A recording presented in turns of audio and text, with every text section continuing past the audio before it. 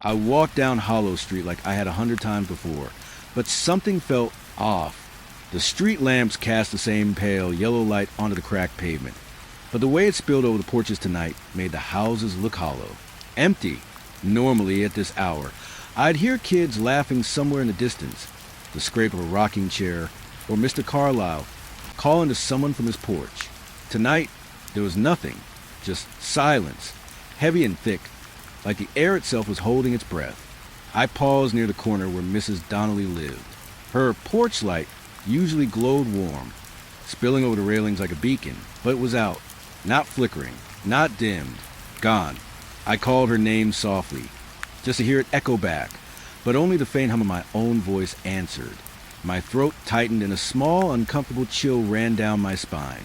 Hollow Street wasn't supposed to feel like this. I kept walking, my shoes scuffing the concrete, each step louder than I expected. The houses that were usually alive with the hum of televisions, music, or distant chatter were dead. Their windows stared at me like dark, unblinking eyes. Even the wind seemed to have given up. Leaves that should have rattled along the gutters lay motionless, and the trees leaned in as if eavesdropping, though there was no sound of a breeze. I reached the Donnellys' house again, closer this time. I noticed the garden gate was ajar, swinging slightly when I nudged it. My stomach sank. That gate never swung.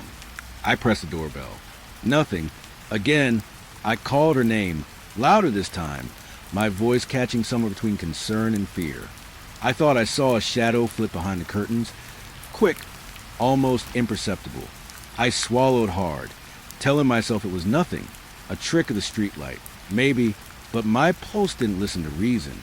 I walked a little farther.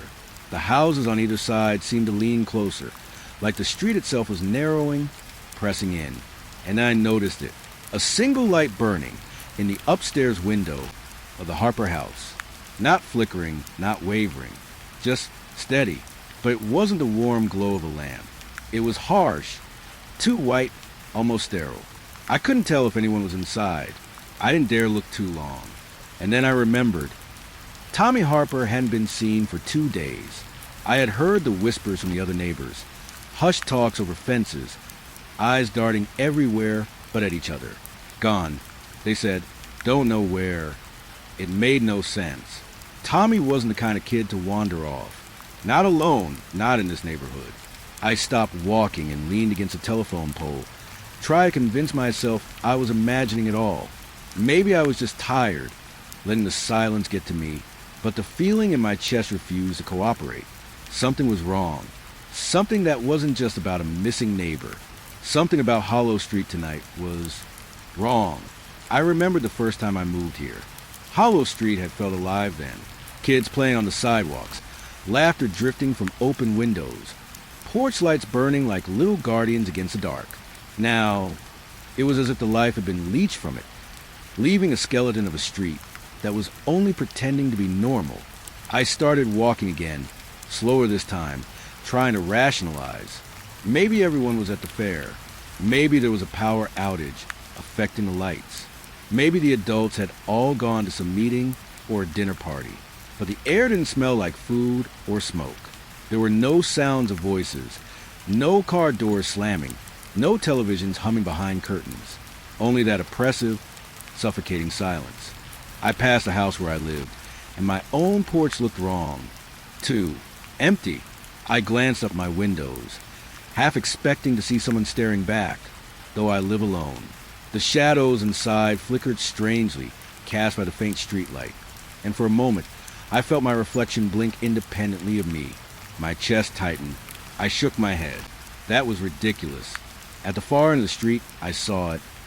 Mrs. Donnelly's porch again, and I realized the light wasn't just out. Her door was slightly open. Not ajar, open. A thin, dark slit that invited questions I didn't want to ask. My heart thudded painfully. My palms slick with sweat, and yet I felt drawn toward it. I stepped onto her lawn. The grass was damp, cool under my shoes. The air felt heavier here, like someone had poured in layers over the last few hours. I reached for the door, my hand trembling. The wood was cold, slick under my fingers, and I heard something, or thought I did, like a soft sigh from inside. I whispered, "Mrs. Donnelly?" No answer, only that suffocating silence. I forced the door open a little wider. The hallway inside smelled of mothballs and something else, something faintly metallic. My stomach lurched. I scanned the room, half expecting to see the familiar clutter of her home. A knitting basket, framed photographs, a half-finished puzzle on the table. Instead, nothing. The living room was bare, as if someone had carried everything out in a hurry. Even the rug was gone, only the faint outline where it had been remained, darker than the polished floorboards. I swallowed hard, trying to force calm. Maybe she had gone out unexpectedly. Maybe I was overreacting. But then I noticed a note on the table, a small scrap of paper, folded unevenly. My hands shook as I unfolded it. The words were not Mrs. Donnelly's. They watch when you think no one does. My breath caught. The words were jagged, almost carved into the paper, with a pen pressed too hard. My first instinct was to drop it, run, call the police. But curiosity, that same terrible curiosity that had always got me into trouble, pinned me in place. I tried to make sense of it. Who could have written this? Why leave it here? And what did it mean? The silence outside pressing through the open door, and I realized the wind was still absent. Even the trees weren't moving. The world had gone mute. I backed out of the house slowly, my eyes darting to every shadow. The street looked the same, empty, too empty. The light from the Harper house burned steadily, a sentinel in the dark. And then I noticed more of them, lights in windows that shouldn't have been on, houses that I knew had been empty for years, not flickering or dim, but alive. A shiver ran down my spine. The street had changed while I wasn't looking, or maybe I had never truly seen it. The shadows were deeper now, stretching long and impossibly thin. The houses leaned closer, and the silence pressed against me like water through a net, slow, relentless. I walked faster, trying to convince myself I was imagining it. But then I saw it, or thought I did, a figure at the end of the street, motionless, watching. I squinted, trying to make out details, but it dissolved into darkness every time I blinked. And yet, when I looked away and then back, it had moved closer. I realized with a sinking heart that hollow street wasn't just empty tonight. It had changed. The porches, the windows, the silence. It was all a trap, or a warning, or something I couldn't name. My own house at the end of the street no longer felt like a refuge. I didn't stop until I reached my doorstep, hands shaking. I closed the door behind me and locked it. I leaned against it, gasping, trying to understand what had happened. The street outside was quiet, too quiet, and I knew, somewhere deep inside, that tomorrow when I went back outside, Hollow Street would be waiting for me, watching. And that thought, more than anything else, made me afraid. I didn't sleep that night.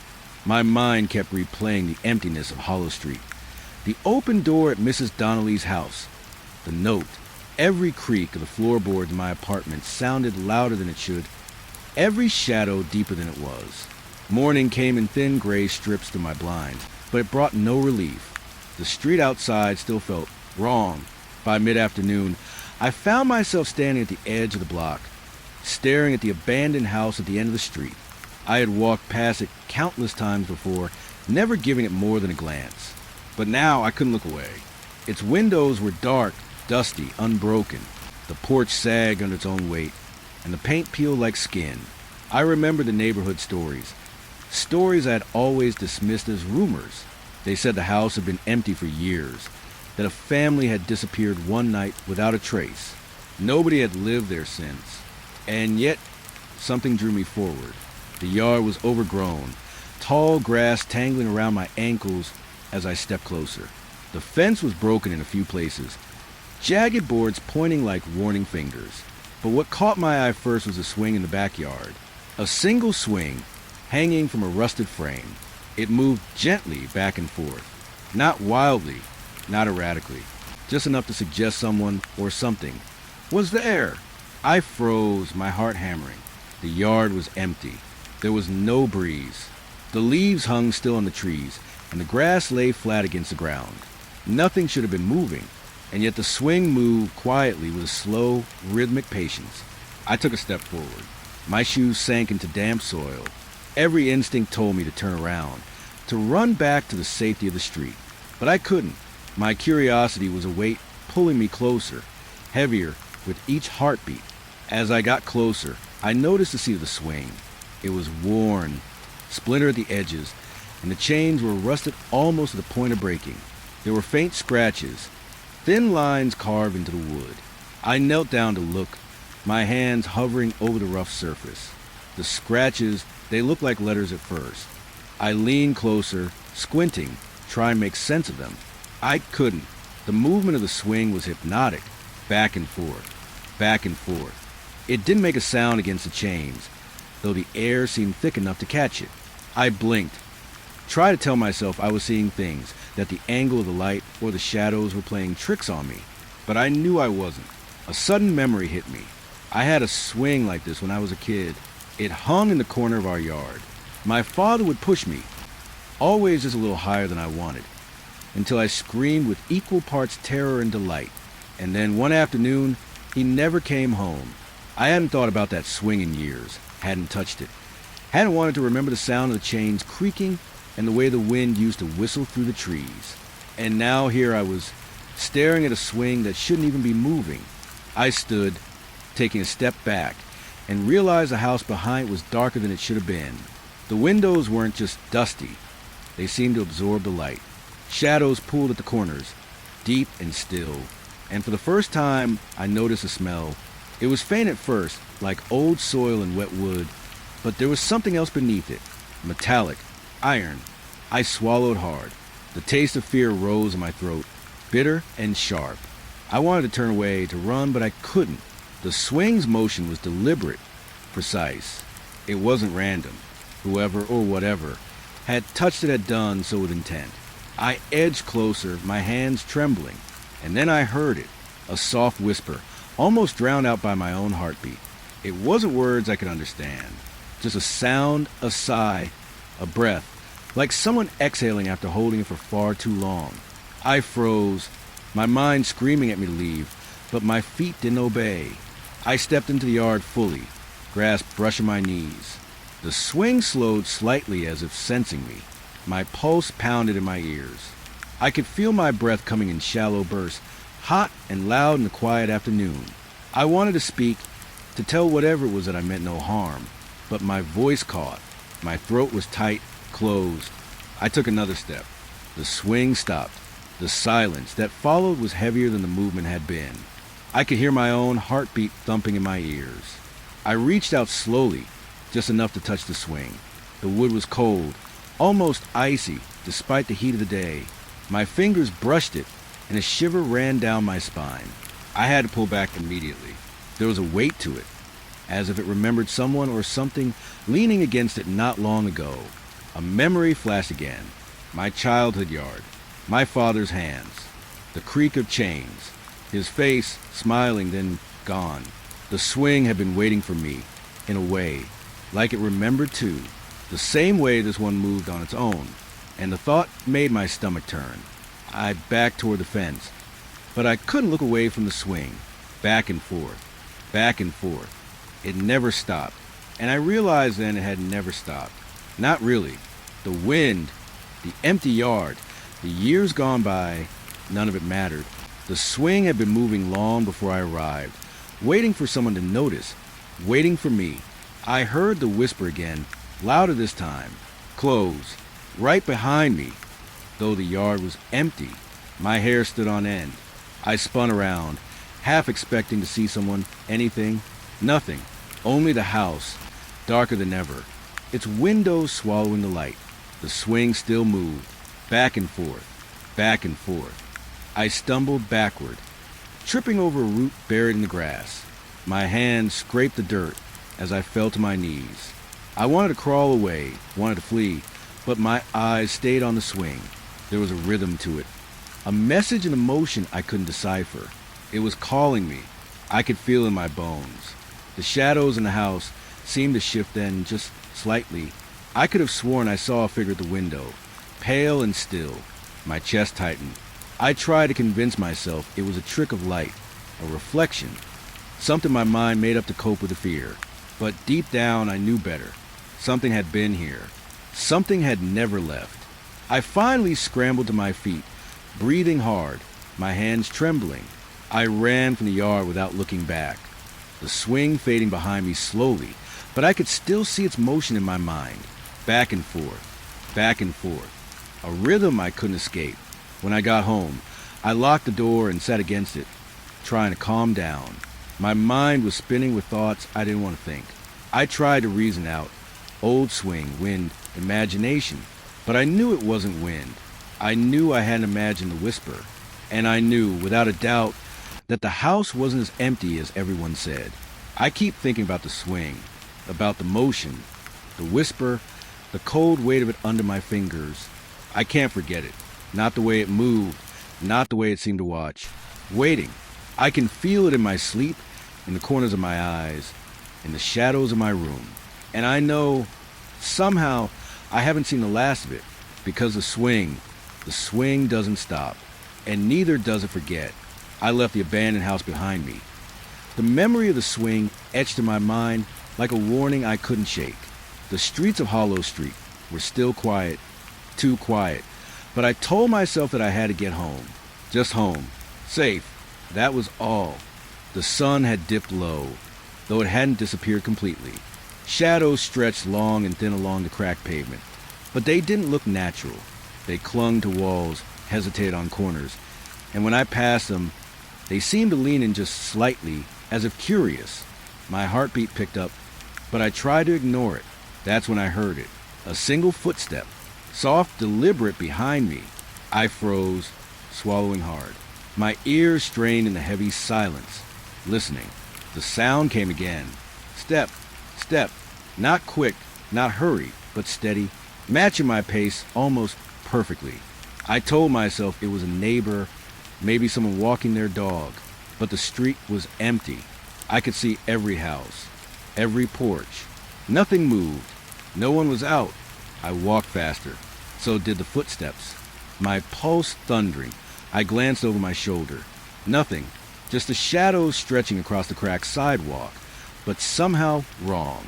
They weren't moving the way they should. The edges lingered, a little too sharp, a little too dark, like they had weight, like they were watching me. I told myself to calm down, to breathe, but it felt impossible. The steps were patient, deliberate, keeping pace no matter how fast I moved. I tried a sudden jog. They mirrored me. I stopped completely. Silence. Then one slow, deliberate step. Step. I swallowed hard, feeling the sweat prickling along my neck. My apartment wasn't far, just a few blocks. I had to get there. I couldn't explain the feeling in my chest, the way my stomach twisted in knots, but I knew I was being followed. I took a sharp turn onto a side street, hoping to lose whatever it was, but the shadows followed. They pulled differently now, stretching long and unnatural. A light glimmered off a window, but reflected nothing. No person, no movement, just a distorted echo of me and my fear. Step, step. I ran. My lungs burned, my legs ached, but I didn't stop. Every footstep I made was met with the echo of another, lighter, but somehow heavier at the same time. I could feel it behind me, patient, waiting, never faltering. I reached the corner near my apartment building and slowed, trying to catch my breath. My hands shook as I fumbled with my keys. The shadows along the sidewalk seemed to stretch farther than they should, flickering at the edges like smoke. Step, step. The sound was so close I could almost feel it brushing my back. My head snapped over my shoulder. Empty. But the sense of being watched was so intense that I stumbled forward, heart racing. I fumbled the keys in the lock and finally pushed the door open. Inside, the hallway was dim but safe, or at least it should have been. I slammed the door, locked it, and pressed myself against it, listening. Nothing. I let out a long breath, shakier than I wanted to admit, my chest heaving. I leaned against the cold wood and tried to tell myself it was over, that I had made it home, that the shadows, the footsteps, the street, they were just tricks of my mind. But then I heard it again, a footstep, just one, across the floor behind me. I spun around, eyes wide, but the apartment was empty. The shadows didn't move. The air didn't shift. And yet, I could feel it. That same weight, that same patience. Something was in the room with me. Something that didn't belong. I stumbled back toward the living room, clutching my phone like a lifeline. I considered calling someone, anyone, but the signal was weak. Even if I reached them, could I explain this? Footsteps that weren't there, shadows that lingered too long, a feeling of being followed by something I couldn't see? I doubted anyone would believe me. Step closer. My hand shook so violently I almost dropped the phone. I backed into the kitchen, every instinct screaming at me to run. But where could I run? Every room in this apartment felt smaller, tighter, as if the walls themselves were pressing in. I felt the shadows at my feet, thick and curling, longer than they should be. I thought about the swing, about the abandoned house, about Hollow Street. The memories pressed on me, heavy, suffocating. The footsteps had started there, hadn't they?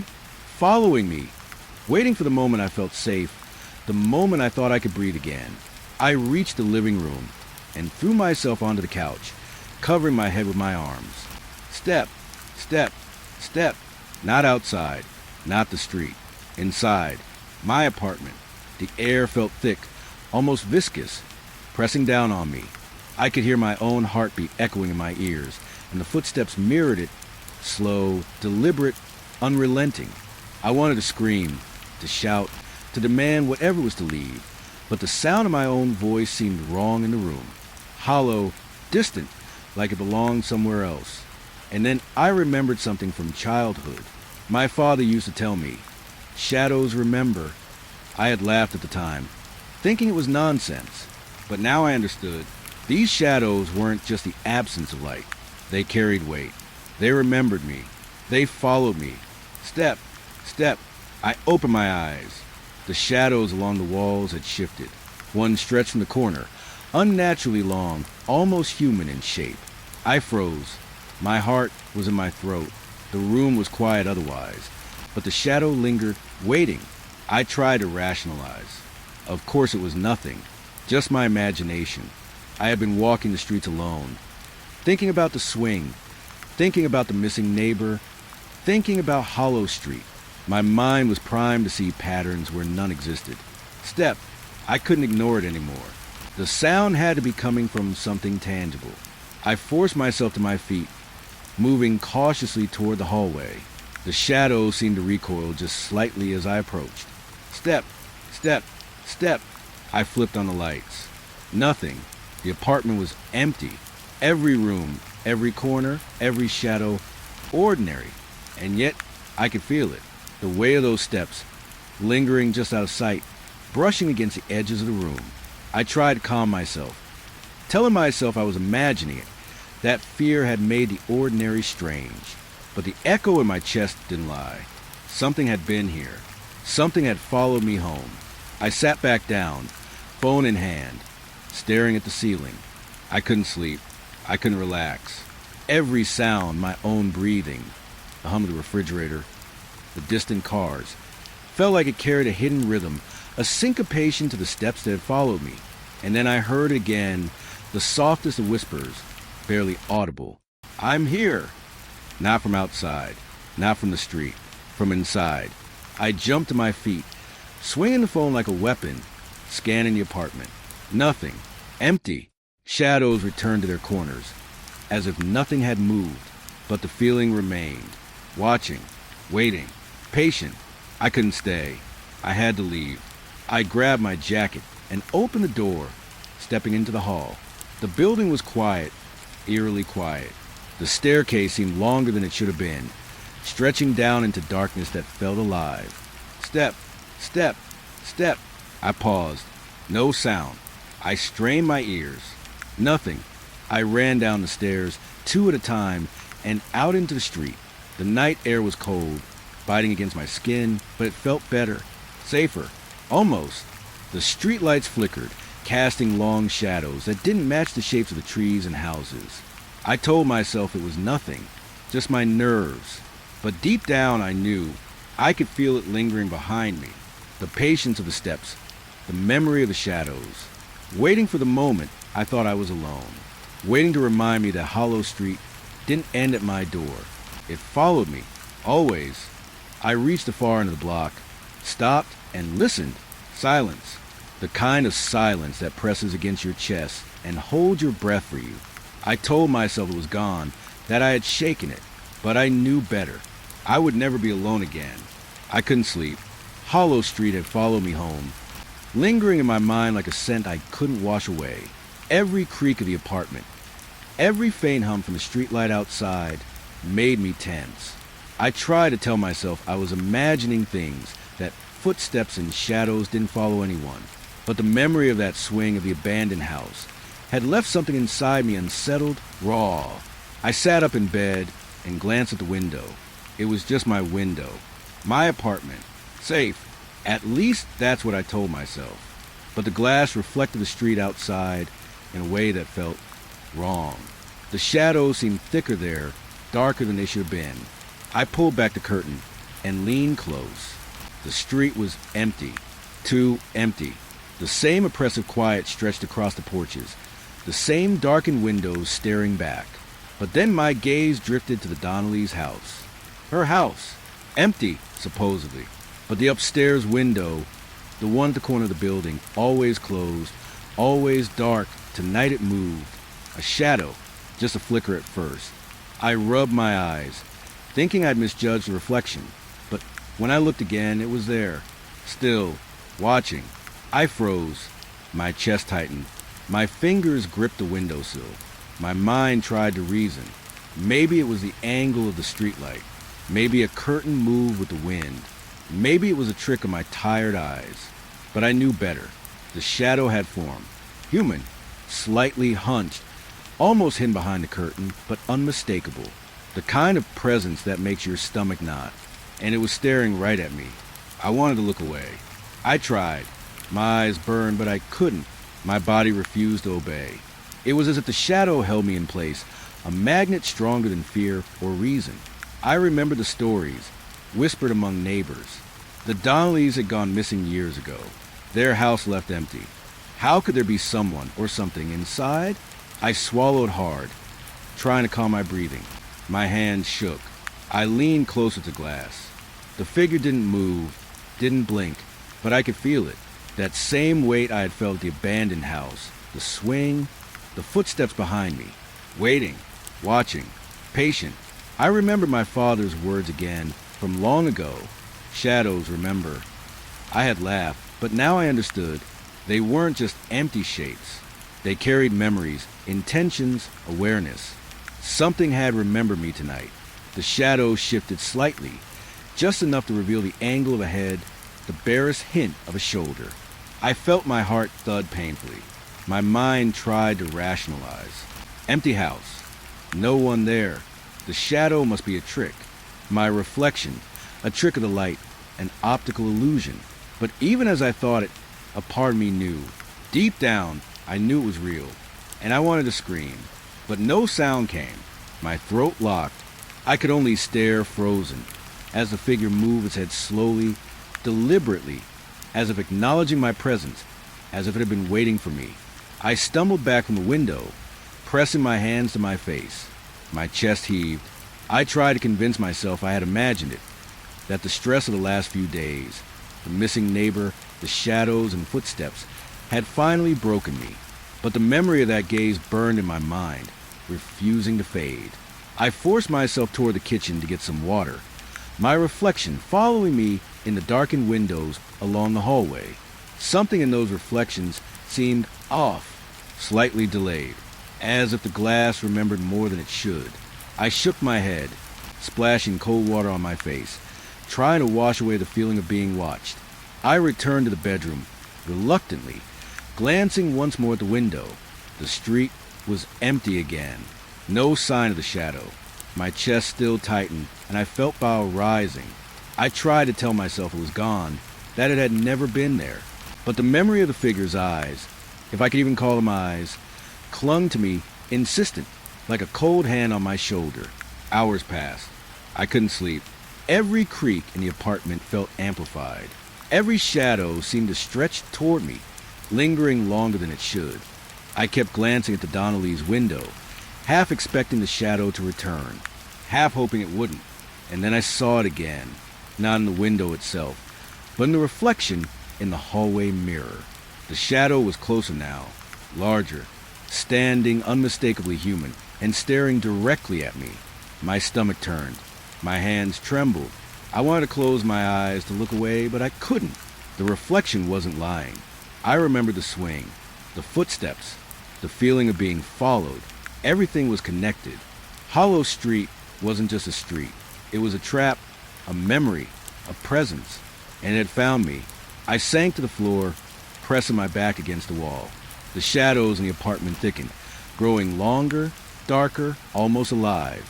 I felt their weight pressing against me, and I realized that the figure outside wasn't alone.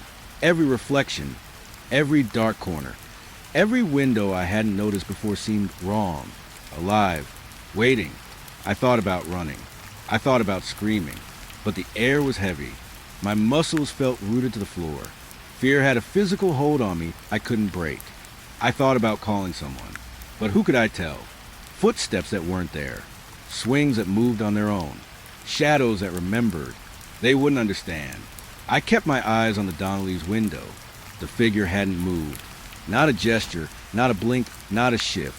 Just stared, watching, waiting, like it had been there for decades. And I was the first to notice. I remembered something else. A dream I had as a child, or maybe a memory I had buried. I was hiding in my room, shadows pooling the corners, whispering my name. My father had told me it was just a dream, that shadows don't remember. But the memory was different now, realer. He had been wrong. The night stretched on. The shadows lingered, longer than they should, reaching across the floor, up the walls, toward me. I tried to sleep. My eyes fluttered closed. And every time I blinked, I saw the reflection of that figure in every window, every shiny surface, every mirror. Morning came eventually.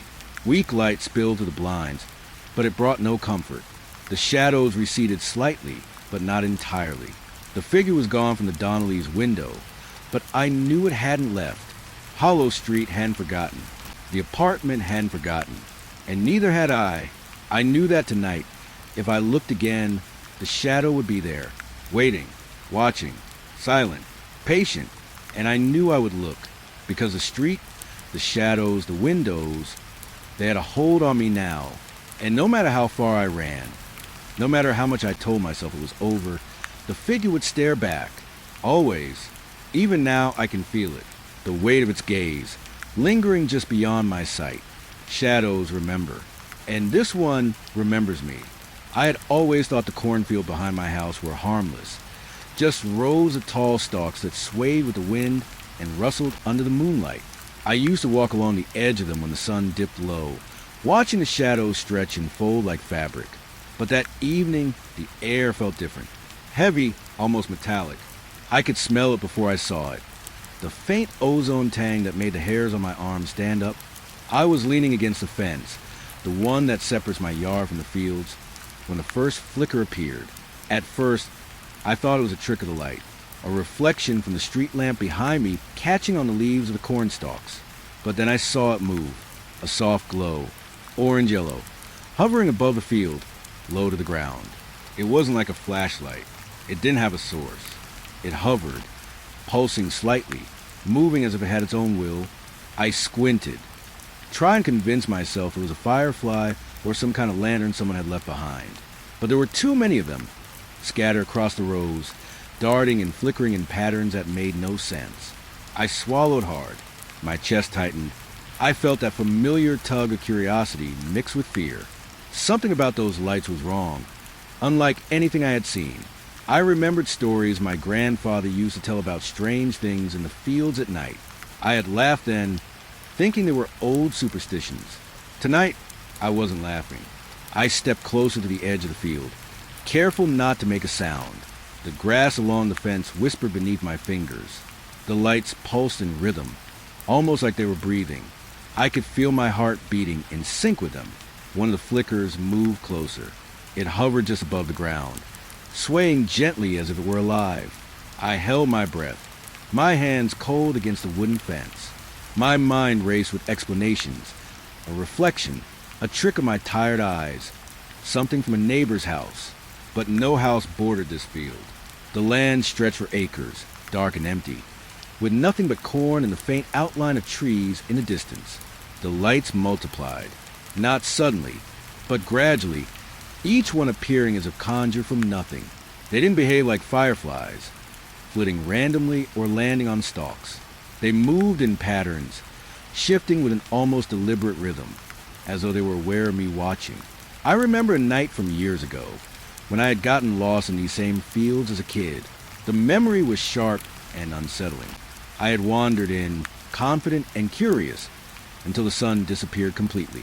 My father found me hours later, crying, shivering, and telling him about strange shadows that seemed to move without wind. I had convinced myself it was just a memory, nothing real. But now, the memory felt alive, warning me. I stepped off the edge of the fence, into the dirt path that led into the field. Each step made the air feel heavier, thicker, like I was wading through something invisible. The flickers moved away at first, keeping distance, but always in sight, always just ahead. A breeze stirred the stalks, rustling them in waves, but the lights didn't falter. They didn't react to the wind at all. They moved with intent, and I could feel it, a subtle tug at the back of my mind, coaxing me forward. I should have turned back. I should have ran. But curiosity, that same terrible curiosity that had got me into trouble as a kid, held me in place. One light hovered closer than the others, low and steady. I could see its glow reflected on the corn stalks, painting them in shades of orange and gold. I leaned in, squinting, trying to make out any shape, any outline, but it was just light. No form, no source, nothing solid. My chest tightened further. I felt the first real pang of fear, a cold twist in my stomach. I stepped back instinctively, and the light pulsed, almost as if reacting to me. The rhythm of my heart beat and its glow aligned. My mind screamed to leave, but my feet stayed rooted. I wanted to scream, to run back home, but the words caught in my throat. More lights joined the first, forming a slow-moving procession through the field. I could see their paths winding between the rows, precise and deliberate. They didn't scatter like insects. They didn't blink out. They were patient, purposeful, aware.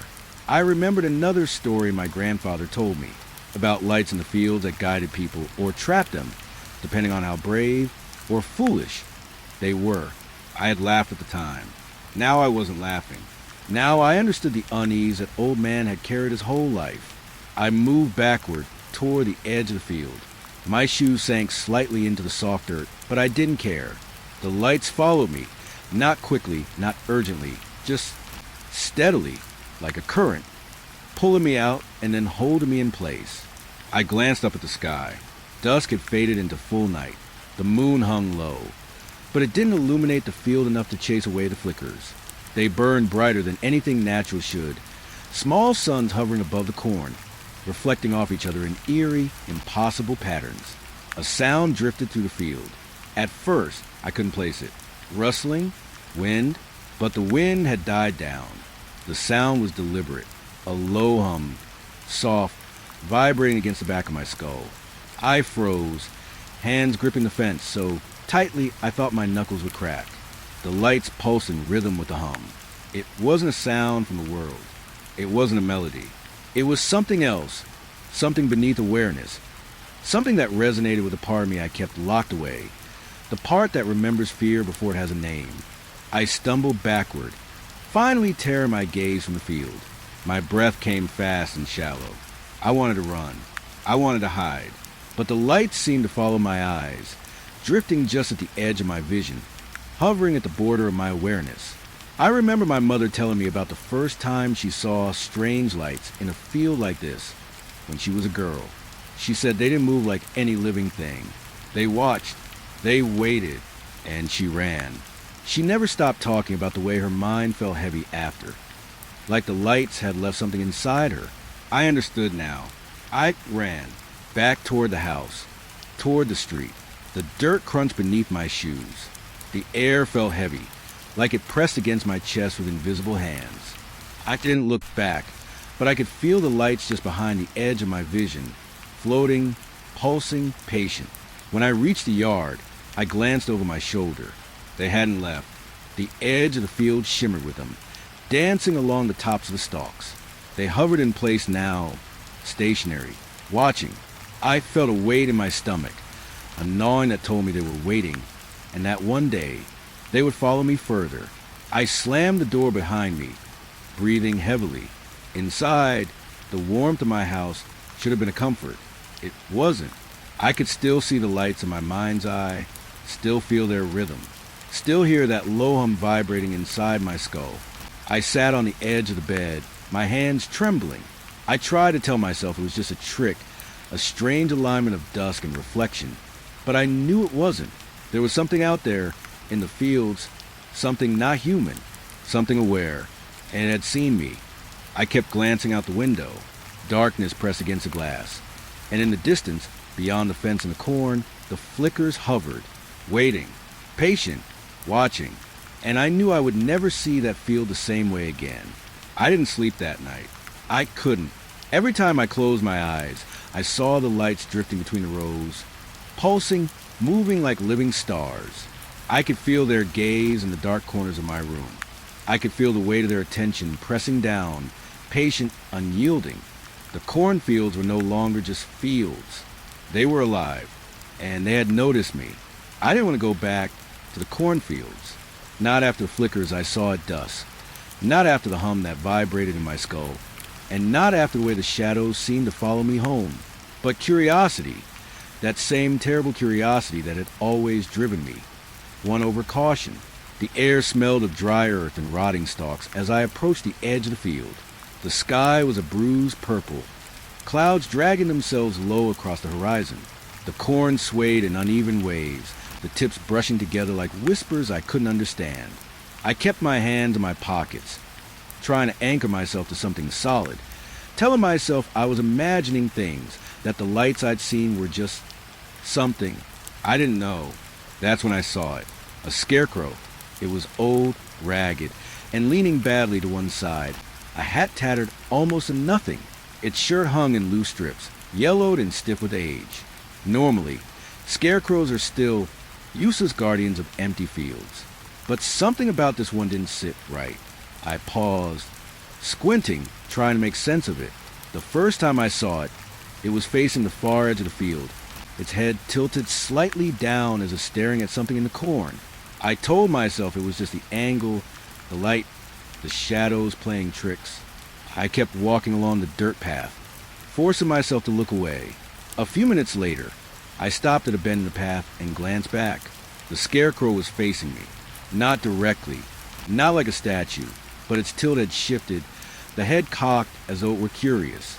My stomach tightened. I wanted to laugh, to call myself an idiot, but the laugh caught in my throat. I shook my head. I had imagined it. It had to be imagination. But the next time I passed, even farther along the road, it was closer, or maybe it hadn't moved. Maybe it had been waiting for me to notice. Its arms hung stiffly at its sides, and the wind didn't touch it. Not a single leaf stirred it. Yet the tilt of its head had changed again. I froze. Every story I had ever been told about scarecrows, about fields, about empty stretches of land at night, came rushing back. My grandfather had always said, "Fields remember the things you leave behind, the things that watch, they're never really gone." I had laughed when he said it. I hadn't laughed tonight. I told myself to keep walking, slow and steady. My shoes crunched against the dirt. The corn whispered around me, and I felt eyes, those ragged, stitched-on eyes, following me. I could feel the weight of them, patient and still, and it made my stomach churn. I remember the first time I'd been lost in these fields as a kid, how the corn had seemed endless, how the shadows had seemed to lean in, and how I had thought I heard someone moving behind me, though no one was there. I had run, and my father had found me, shivering, pale, and insisting there had been something watching me. I had told myself it was fear. Maybe it was. Maybe it wasn't. I passed the scarecrow again, slower this time, daring to look in the face. Its head had shifted just enough that I felt it was studying me, measuring me, waiting to see what I would do. I swallowed hard. My hands trembled in my pockets. I didn't want to stay, but I also didn't want to run blindly. I moved on. By the time I reached the far edge of the field, the sky was nearly black. The first stars pricked at the horizon. My eyes kept flicking back to the scarecrow, and each time I felt that it had changed position, subtle, almost imperceptible, but enough that it unnerved me completely.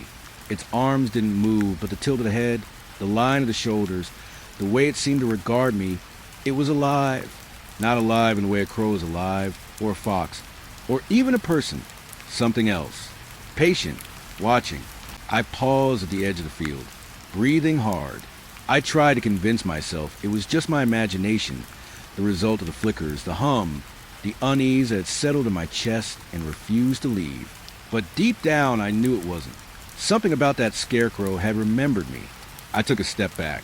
The path behind me was dark now, swallowed by shadows. I tried to focus on anything else, the trees, the horizon, the streetlights in the distance. But I couldn't. My gaze kept snapping back to the scarecrow, and I felt it in my bones. It had moved. I hadn't noticed it at first. The change was subtle, just a lean to the other side, the tilt of the head. But the moment I realized it, my stomach sank. Not a flinch, not a twitch. The movement was deliberate, intentional, watching. I ran. I didn't stop to look at the path, didn't stop to measure my steps. My shoes dug into the dirt. The corn swayed around me, whispering in a rhythm that made my skin crawl. When I glanced back, just once, I froze. The scarecrow was closer. Not physically, maybe, but closer in perception. Its gaze felt sharper, more deliberate. Its stitched eyes burned into the back of my mind. I stumbled to the edge of the field, where the fence separated the corn from the street. My legs were weak. My hands were slick with sweat. I slammed my palms against the wooden posts, trying to ground myself. The scarecrow was still there, leaning slightly, tilting slightly, waiting. Patient, I stepped onto the street. The air felt thinner here, lighter somehow, but the sense of being watched followed me. I kept glancing over my shoulder. The field was dark, but I could see the faint outline of the scarecrow, black against the shadows. It hadn't moved physically. I told myself it hadn't moved, but I knew it had. Night after night, I found myself walking the edge of that field again. Every time, the scarecrow seemed different. Sometimes it faced the far edge. Sometimes it leaned slightly toward me. Sometimes I could swear its head tilted just enough that I felt its stitched eyes on my chest, on my face, on my hands. I tried to rationalize it, tried to tell myself it was just my mind playing tricks, that fear exaggerated every detail. But it never felt wrong in the same way twice. I remember another story my grandfather told about harvest ghosts, about things that linger in the field, bound to the land, bound to the people who trespass. I had scoffed, told him it was nonsense. Now I wasn't so sure. The air in the field always smelled the same. Dry corn, rotting leaves, faint dust. But sometimes when I got close enough, I caught a hint of something else. Metallic, earthy, a tang that made my stomach twist. It wasn't strong, just enough to make me aware that I wasn't alone. That something had been watching, waiting, all these years, or maybe just for me.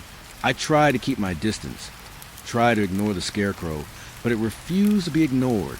Every time I passed, every time I looked, it had changed. Subtle, almost imperceptible, but deliberate. I could feel it in the air, like a weight pressing down, bending the world just slightly around it. One night, I stopped at the edge of the field and just stared. The scarecrow didn't move that night, at least not in a way I could see, but I could feel it. Its attention, patient and steady, tracking me. I felt its gaze in the hollow of my chest, in the pit of my stomach, in the back of my mind. It was alive in a way I couldn't explain. I left the field that night more quickly than I ever had, running past the fence, past the street, and into the warmth of my house. But I could still feel it. The scarecrow's patience, its watchfulness, lingered with me. I knew it wouldn't forget. And I knew I would never walk the cornfields the same way again, because the scarecrow didn't just guard the crops. It remembered, and it waited. I told myself I wouldn't go back. After the flickers, after the scarecrow that seemed alive, I swore I would stay away from the cornfields. But when night fell and the streetlights flickered across the empty yards, I found my feet moving toward the edge of the field anyway. Something inside me, a mixture of dread and curiosity I couldn't name, pulled me forward. The sky was nearly black now, and the moon hung low, thin and pale behind clouds that moved too slowly. The air smelled of dry earth and the faint decay of rotting leaves. The corn swayed gently, whispering against itself, a sound that at first I thought was just the wind. But I knew better. The wind had stopped. The fields had always been quiet, except for that subtle, almost imperceptible rustle when you brushed past the stalks. Tonight, it was different. I stepped carefully along the dirt path, my shoes crunching softly against the loose soil. Every step I took felt loud, as if the field was listening. Then I heard a whisper, soft, faint, almost a thought rather than a sound. It drifted between the rows, impossible to place, impossible to ignore. I froze. My heart thudded. My hands tightened into fists at my sides. The whisper came again, slightly louder this time, rising in pitch, almost urgent, almost desperate. I strained to hear, to make sense of it, but it wasn't words, not words I could understand, just the sound of breath, soft, hovering, echoing. I took a step forward. The whisper followed, not with me, not like an echo, but with intent. It drifted through the rows, weaving between the stalks, staying just at the edge of my awareness. My stomach knotted. Every instinct screamed at me to turn around and run, but my curiosity, my need to understand, rooted me to the spot. I remember my grandfather's stories again. He used to talk about the fields, about how they remembered, how the corn kept the sound of footsteps, the weight of people moving through it, and how the whispers belonged to those who had walked there before, or those who had been trapped, forgotten, left behind. I'd always laughed. Now I felt the truth of it pressing against my chest. The whispers grew louder as I walked deeper into the field. They weren't random. There was rhythm to them, subtle but deliberate, almost as if the stalks themselves were trying to speak, trying to tell me something I wasn't meant to hear. My hands shook. I could feel a cold sweat running down my back. I paused at a fork in the path between the rows. The whispers converged there, rising in urgency, pressing in from all sides. My breath came in shallow bursts. I wanted to turn back, to run, but something compelled me forward. Step by step, I moved through the rows. The whispers followed. Sometimes they seemed behind me, sometimes to the side, sometimes directly in front. I couldn't locate their source. The stalks themselves didn't move in a way that would create sound. And yet, the whispers pressed against my ears, 100 faint voices overlapping, calling, urging warning. I thought about the scarecrow, the way it had shifted, subtly, whenever I passed. I remembered its tilt, the patience in its stance, the weight it seemed to wear. And I realized something. The field wasn't just alive. The field remembered everything. And tonight, it remembered me. The whispers grew more urgent. They formed a rhythm now, a cadence almost like a heartbeat. I could feel it, thrumming against the hollow of my chest, vibrating in my skull. My pulse matched it, my breathing matched it, and I realized with sudden, sickening clarity that I was part of it. I was being drawn and assimilated, made a part of this pattern that I didn't understand but couldn't resist. A shadow flickered at the edge of the rows. Something moved too quickly to be a human, too deliberate to be the wind. I froze, eyes wide. The whispers rose in crescendo, frantic now, almost panicked. It felt like the field itself was trying to tell me something, to warn me, or maybe to trap me. I forced myself to move again, each step heavier than the last. My feet sank into the soft dirt, tangled in roots and fallen leaves. I wanted to shout, to demand whatever it was to leave me alone, but the sound caught in my throat. The whispers responded to the faintest sound of my breath, rippling through the stalks, rising, echoing, circling me. I remember my childhood again, hiding in my room, thinking the shadows were alive. I had laughed at the memory, telling myself it was nothing, but now I understood. Fear had a weight. It shaped perception, and the field was full of fear. Old fear, living fear, and mine, too. Step, the whisper followed. Step, step, the cadence wrapped around me, pushing, pulling, urging. My hand shook violently, brushing against corn stalks. They felt alive under my fingertips, stiff and thin and sharp, like the world itself was alert to my presence. I stopped, clutching a stalk in each hand, and the whispers hushed slightly. The field seemed to lean in closer, dense, pressing, patient. I could feel a presence moving through the rows, something unseen, aware. The hairs on the back of my neck stood. I tried to tell myself it was my imagination, that the lights, the scarecrow, the hum, the whispers, they were all tricks, all echoes of my fear. But deep down I knew it wasn't. The whispering resumed, louder, urgent, almost coherent now. It was speaking a language I couldn't understand, but that my body recognized. A warning, a call, a demand. My chest tightened, and I felt my knees weaken. Every instinct screamed at me to run. Yet every part of me wanted to see it through, to understand. I moved again. The rhythm of the whispers matched my steps now. They led me, guiding me, pulling me deeper into the field. I caught glimpses of shadows flickering between the rows, just at the corner of my eyes, shapes that weren't human, but moved with intention. I told myself not to look directly, not to engage, but it was too late. My mind had already taken the bait. Step by step, the whispers carried me further. The field felt endless. The sky above was a thin smear of black. The corn surrounded me, taller than I remembered, closing in, rustling in ways the wind could not explain. I could feel a weight in the air, thick and metallic, pressing against my lungs. A sudden movement to my left. I spun, heart hammering. Nothing, just shadows. And yet I could feel eyes, countless invisible eyes, tracking me, observing, waiting. The whispers surged, frantic, almost desperate. I realized then the field wasn't just alive. It was aware. It remembered the people who walked through it, the fear they carried, the curiosity that led them astray. And now it remembered me. I stumbled, catching myself on a cornstalk. The whispers rose to a chorus, urgent, insistent. Step, step, step. I realized I had been moving in circles. The rows all looked the same. I didn't know which way was the edge, which way was home. My hands felt the dirt and stalks, but every row seemed to stretch longer, denser, unending. I thought about the scarecrow again, the way it shifted, watching me, the way it remembered. It wasn't just guarding the field. It was part of it. All of it was alive. All of it remembered. And now, so did I. A sudden, sharp whisper, clear and direct, cut through the chaos. My name, my own name. I froze, cold sweat slicking my skin. My mind raced, scrambling for reason. No one else was there. No one could know I was here. And yet, the whisper had come from inside the field, close, pressing against my ears, inside my head. I ran.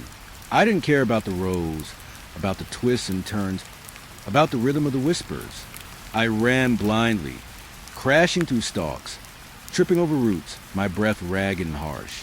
The whispers followed, escalating, urgent, desperate.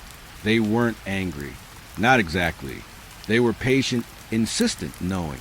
They wanted me to leave, but they wanted me to remember. When I finally broke through to the edge of the field, I collapsed in the dirt, panting, trembling. The whispers softened, fading into rustling, whispering leaves. The shadows lingered at the edges, patient, waiting. I looked back once, and the field stretched endlessly behind me, dark and still, except for the faint, impossible hint of movement, flickering at the corners, alive. I didn't walk near the field again that night. I stayed in my room, windows locked, lights on, trying to calm my breathing. But the whispers followed me, in dreams and half-conscious thoughts, in the hollow spaces between one sound and the next. I could feel them still, brushing against the edge of my mind, patient, insistent, waiting. The field wasn't just corn and dirt. It wasn't just rows and stalks. It was alive. It remembered, and it never let go. I knew I had been marked by it, and I knew it would not forget. I should have known better than to go back. I really should have. But when Tom called me that evening, saying he wanted to show me something strange he'd found near the old tractor at the edge of the fields, I couldn't say no. Curiosity is a curse, and mine had a habit of dragging me toward trouble. The air was already thick with the smell of earth and dry stalks when I met him at the edge of the field. The sky had darkened to a bruised purple, the kind that presses down on you and makes everything feel heavier. The wind was still, but the corn whispered softly, almost like it was warning me to turn back. Tom was grinning, holding a flashlight, looking excited in a way that made my stomach twist. I tried to joke, to shake off the unease crawling over me, but even as I walked, my instincts told me something was wrong. We reached the old tractor, rusted, half buried in the earth, leaning at a sickening angle like it had been abandoned for decades. The metal was pitted and dark, shadows pooling beneath it. I ran my hand over the hood, feeling the cold, rough surface. It should have been ordinary, but it wasn't. There was a weight in the air, like the field itself was holding its breath. Watching, waiting, Tom stepped closer to the tractor, shining his light underneath. I followed hesitantly, the beam cutting through the darkness, illuminating nothing but broken tires and dry soil. That's when I felt it, a pressure, subtle at first, like the air itself had grown heavier, and then stronger, almost tangible, pressing against my back, pushing me forward, making it harder to move closer. I froze, heart hammering. Tom didn't seem to notice. He was crouched beside the wheel, muttering about something he thought he saw. "Hey!" I said, trying to shake it off. "Let's be careful here." But the feeling didn't ease. The pressure was patient, insistent. It wasn't wind. It wasn't gravity. It was something else. Something alive, watching, pushing. I took a step back, and the resistance eased slightly, then returned as I tried to move forward. Tom called my name, excited, and I forced myself to move, pressing toward him. The closer I got, the heavier the pressure became, as if something didn't want me there. I shook it off, telling myself it was imagination. The field, the tractor, the shadows, they were just old and neglected, nothing more. And then Tom disappeared. 1 second he was there, crouched by the wheel, the beam of his flashlight dancing over rusted metal. The next, nothing, just the empty patch of dirt where he had been, the flashlight lying on the ground, still on, casting a thin cone of light that trembled slightly in the still air. "Tom," I called, voice tight. My words sounded wrong in the silence, hollow and echoing. No reply, not even a whisper, only the subtle rustle of the corn. I stepped closer to the tractor, my chest tight, lungs burning. I bent down, reaching for the flashlight. My fingers brushed it, and I felt the pressure again, stronger this time. Not on my back, not from the side. All around me, something invisible, massive, pushing, pressing, keeping me from moving any closer. I tried pull free, but my feet felt rooted, my hands shaking. Panic surged. I called Tom's name again, louder, almost screaming. The beam of the flashlight trembled in my hand, casting long, jittering shadows across the tractor, the corn, the ground. The whispers started then, faint at first, like the rustling of leaves, almost like the air itself was speaking, then louder, urgent, rising from between the rows, circling me, pressing against my mind. I couldn't understand the words, but I understood the meaning. Stay away, turn back, leave. My head swiveled toward the rows. Shadows pooled there, darker than the night itself. Shapes moved just beyond sight, brushing at the edges of my vision, elusive and patient. I could feel them tracking me, hurting me, insisting I leave before whatever had claimed this place consumed me. 2. I turned back to the tractor. Tom was gone. The flashlight's beam lay on the dirt, trembling as if it was afraid. My stomach lurched. I tried to bend down and pick it up, but the pressure surged again, stronger than before, pushing me back, making my knees buckle. I stumbled, clutching at the earth, heart hammering in my ears. I tried to scream, but only a rasping sound came out. The whispers swelled, urgent, desperate, circling, pushing, insisting. I could feel the invisible presence all around me, weightless but impossibly heavy, holding me in place and shoving me away at the same time. Something moved in the corn, not a person, not a shape I could recognize, just a shadow, fluid and patient, weaving through the rows toward the tractor, toward the spot where Tom had vanished. I realized then It hadn't taken him yet. It was waiting, patient, deliberate, letting the field and the tractor and the darkness do their work before it struck. I backed away, tripping over uneven dirt, my flashlight clattering to the ground. The beam swung wildly, slicing across the corn, catching glimpses of rusted metal, shadows, nothing and everything at once. My hands shook, my breath came in ragged bursts, and the presence pressed against me harder, insisting warning, making my entire body vibrate with fear. I could hear it now, a low hum beneath the whispers, resonating through the dirt, through my bones. The field itself seemed alive, pulsating with patience and menace. I realized with a sick twist in my gut that it had been here all along, that something had been watching me, observing me, and now it was asserting its presence, shaping the world around the tractor, the rows, the shadows. I ran, not forward, not along the rows. I bolted toward the edge of the field, toward anything that resembled safety. The whispers followed, circling, rising, insistent, almost pleading. The pressure lifted slightly as I left the tractor behind, but it lingered in the air, tangible, watching, patient. My chest burned, my legs ached, but I didn't stop until I reached the fence, the familiar boundary between the field and the empty street. I collapsed against it, shaking, trying to breathe, trying to make sense of what had happened. The corn swayed gently in the night air, whispering, rustling, patient. The tractor lay behind me, still, rusted, half buried, empty, but Tom. I didn't see him. I didn't hear him. An invisible weight, the push, the presence. It lingered. I felt the pull of it even here, beyond the fence, beyond the edge of the field. It pressed at the edges of my mind, insisting I had no business in its domain. I wanted to look back, to see if I could find him, to see if the tractor had secrets hidden beneath it. But I couldn't. I felt too small, too exposed, too aware that the field remembered me now, that it had marked me. I remembered another night, years ago, when I had gotten lost in cornfields. My father found me hours later, shivering and pale, whispering about shadows and voices that weren't there. I had laughed then. I didn't laugh now. Not tonight. I stayed at the edge of the field for hours, breathing, listening. The whispers never fully left. The weight of the presence lingered, a constant pressure at my back, at my shoulders, in my chest. I couldn't sleep. I couldn't rest. I could only think about Tom, about the tractor, about the way the field had claimed its space.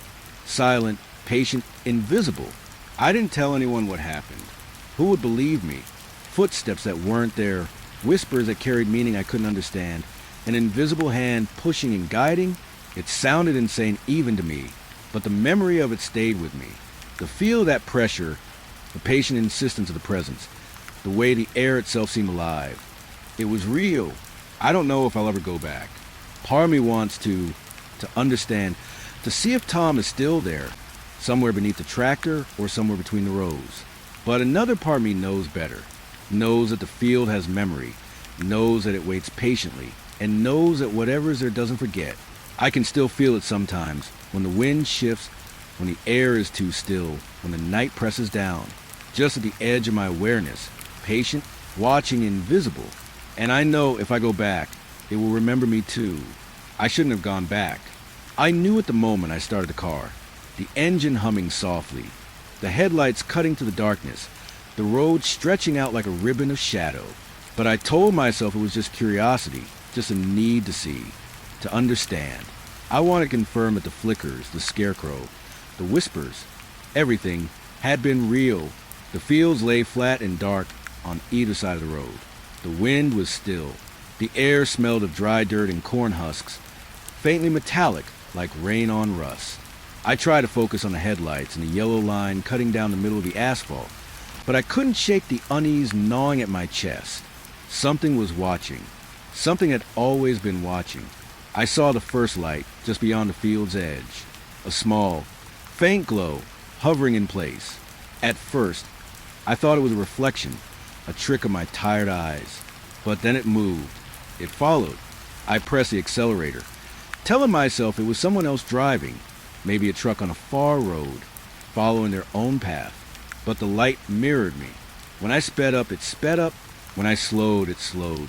I could feel the pulse of it, almost a heartbeat in the darkness, tracking me with patient insistence. Another light appeared, then another.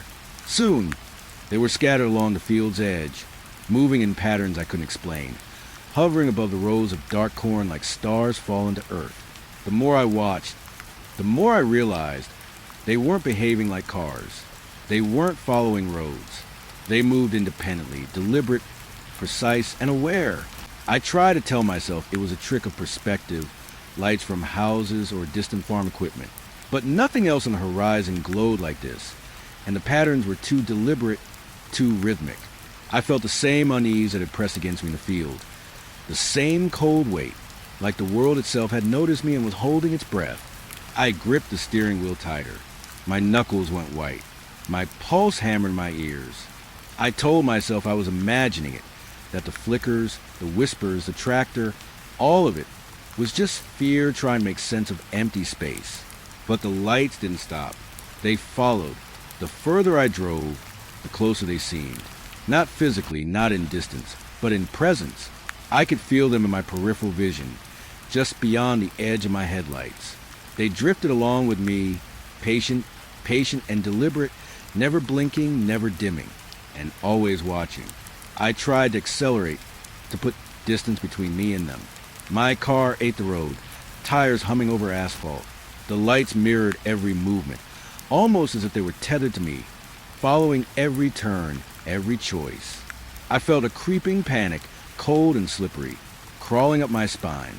I remembered the scarecrow, tilting its head, patient, aware. I remembered the whispers, circling me, pressing, insistent. I realized then that the lights were the same. Not just lights, not just phenomena. Something alive, something aware, something that remembered. I tried to blink it away. I looked down at the speedometer. I looked ahead at the road. I looked behind me through the rear view mirror. The light stayed, always there, waiting, watching. I remembered that night by the tractor, the invisible presence pressing against me, insisting I leave. And now it wasn't pressing. It was patient, waiting. It wasn't invisible this time. It had form, but form only I could sense. Movement, intention, awareness. And it had followed me here, into the car, into the open road. The headlights barely cut through the dark. The moon hung low, thin and pale. Shadows of trees and fence posts flickered across the asphalt, but the lights didn't flicker. They hovered, steady, pulsing faintly, tracking my every move. They weren't human. I didn't want them to be human. I didn't want to know what they were.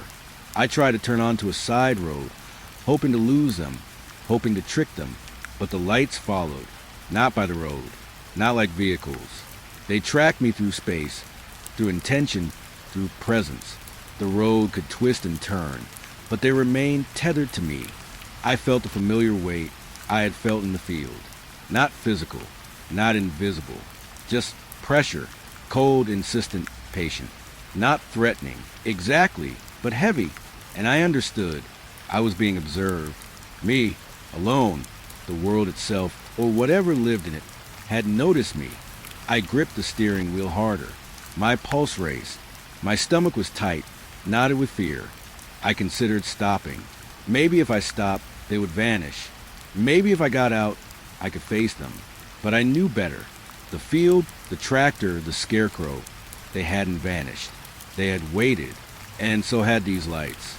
I pressed on, driving faster. The lights mirrored me, rhythmically, deliberately, hovering just beyond the headlights.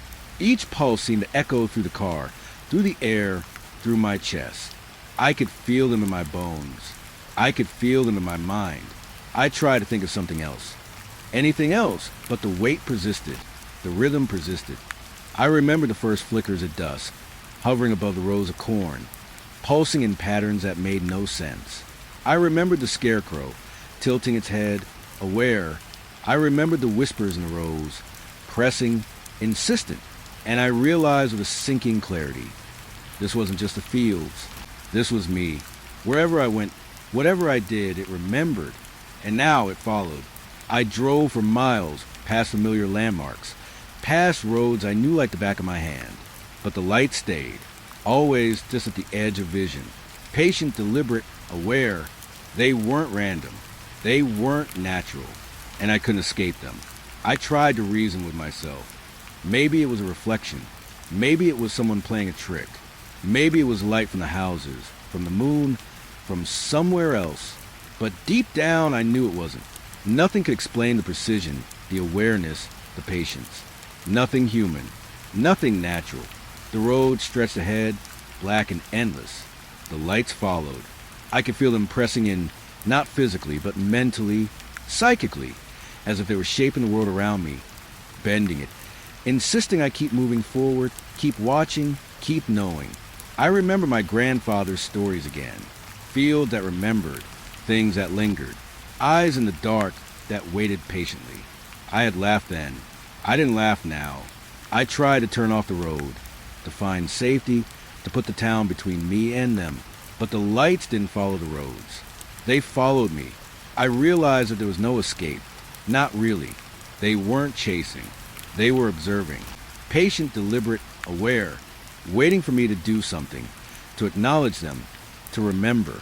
I tried to focus on my breathing, tried to calm the panic rising in my chest, tried to convince myself I could drive through it, past it, away from it. But I couldn't. The light stayed, hovering, patient, watching, and I knew, as I drove into the night, that it didn't matter where I went. The field, the scarecrow, the whispers, the tractor, they were all connected. They remembered, and now, so did the lights. I realized then that it had been following me for longer than I knew. Not just tonight, not just since the flickers, but all along. Every step, every choice, every return to the field had been observed, measured, remembered. And now, it tracked me, patient, insistent, aware. I drove faster, my hands shaking, eyes wide, chest tight. The lights mirrored every movement, pulsing, deliberate, patient. I wanted to scream, to run, to hide, but I knew it wouldn't help. They weren't human. They weren't natural. And they had already claimed a part of my attention, my awareness, my mind. I finally reached the edge of the field and the outskirts of town. The lights hovered just beyond the trees, pulsating faintly, refusing to vanish.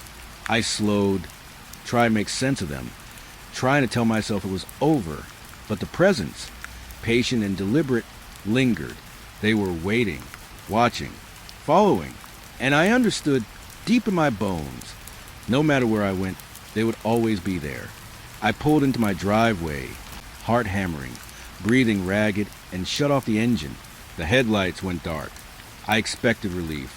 I expected the weight to lift, but it didn't. Just beyond the trees in the field, the lights hovered, faint but unyielding, patient, aware, waiting. I realized then that the world itself had eyes, that it remembered everything, and that I could never truly escape it. I would never forget the way it felt, the weight of awareness pressing in, patient, deliberate, insistent. And I knew, with a sinking certainty, that it had already begun following me long before tonight. I've worked the night shift at the Hollow Pines Motel for nearly 3 years now. The town isn't much, just a stretch of highway, a few gas stations, and this little motel that seems like it's been here forever. People pass through quietly. Some stay a night or two. Some disappear into the dark roads beyond, and most never leave a mark on the memory, except for Room 6. Room 6 has always been empty. At least it should be. But the thing about Room 6 is that no one ever seems to remember it. Guests claim they've stayed here, but when I check the register, there's no record. The room number isn't even on the keys sometimes, and yet the door is real. The lights work. The bed is neatly made, like it's waiting for someone who never arrives. It started a few months ago. I was walking the halls at midnight, doing my usual rounds, checking doors, flipping the lobby lights, listening to the hum of the fluorescent bulbs, and I noticed the door to room 6 was slightly ajar. It shouldn't have been. No guest had checked in there, not tonight, not ever. I paused outside the door, hand on the frame, and the air inside was different, heavy, cold, not the kind of cold from the AC, but something older, something patient. I opened the door just enough to peek inside. The room looked normal. Beige walls, brown carpet, A faded painting above the bed. Nothing out of place. But the bed had impressions, as if someone had been lying there recently. I swear I could feel the heat of someone who had just left. My stomach turned. I shook my head and closed the door, locking it again, telling myself it was imagination. The next night, the door was open again. No one had checked in. I tried to ignore it, but something was watching. Not like a person watching. Not like a guest or a neighbor. It was subtle, patient. Like the room itself was aware. The air shifted whenever I stepped near it, carrying a faint scent, a mix of perfume and dust that didn't belong to any cleaning supply I'd ever used. I started noticing small things. The TV sometimes flicked on by itself, showing static that seemed to pulse like it was breathing. Towels would be rearranged when I was sure I'd left them in a neat stack. And sometimes, in the reflection of the window, I thought I saw a figure sitting on the edge of the bed, always distant, always still, gone the moment I looked directly. I asked other employees. No one remembered room 6 being used recently. Some claimed they'd never seen it open. Some swore it was always locked. I brought it up to the manager once. He laughed it off, said maybe I was losing it. That night shifts play tricks on your mind. Maybe he was right. Maybe. But then, one night, I heard the laughter. Not in the lobby. Not down the hall. Inside room 6. Faint, distant. Like someone was leaning back in a chair and chuckling quietly. I froze. My heart pounded. The sound didn't belong anywhere else in the motel. I wanted to run, to call for backup, but the sound, patient, deliberate, kept me rooted to the spot. I stepped closer to the door. The handle was cold. The air pressed against my skin, heavier than it should have been. I listened. The laughter stopped the moment I put my ear to the door. Silence. Thick, suffocating silence that made my chest ache. I don't know why I opened it again. Part of me wanted to confirm it was empty. Part of me wanted to see. My hand gripped the handle. Slowly, I pushed the door open. The room was dark. No one. The bed was empty, smooth, made as if no one had ever been there. The air smelled faintly of perfume and dust. And then I saw it. A chair, rocking ever so slightly. Not enough to make a sound. Not enough to leave an impression on the floor. Just moving. Gentle. Patient. Back and forth. As if someone invisible had been sitting there for hours, watching. My stomach turned, and I backed away, stumbling into the hallway. I slammed the door and locked it, shaking so hard I could barely turn the key. The next day, I cleaned room 6. Sprayed, vacuumed, straightened the bed, wiped down the surfaces. Everything was normal. No sign of disturbances. Nothing out of place. But when I walked past the door later, I could swear I felt it watching, the room itself, aware of me, patient and silent. Weeks passed. Each night, room 6 seemed more active. The lights flickered inside. The bed appeared used when I was certain no one had been there. And I started hearing whispers. At first, faint, almost inaudible. Then clearer, urgent, like someone was murmuring directly into my ear. But the words made no sense. Not English. Not anything I could understand. And yet, the feeling behind it was unmistakable. Warning, observation, patience. I started leaving a light on outside the door, keeping the hall lit, hoping it would, I don't know, stay calm. The door remained closed some nights. Other nights, I'd find it ajar, the latch unlocked, as if inviting me in. I avoided it when I could, walked past quickly, pretended it wasn't there. Pretended I didn't hear the faint movement of the chair or the whispers growing louder when I was near. One night, I was on my break, sitting in the empty lobby, trying to eat a sandwich I didn't have an appetite for. My phone buzzed. A message from an unknown number. You see us. I froze. The lobby was empty. My hand shook. I looked at the monitor for the security cameras. Room 6. The feed was dark, dead. The camera showed nothing. The door was closed. But the message, it was real. It was typed in a way that made me feel watched. And for the first time, I realized that the room wasn't just haunted. It was aware, observing, waiting. I never knew what to do. Call the police? Tell the manager? No one would believe me.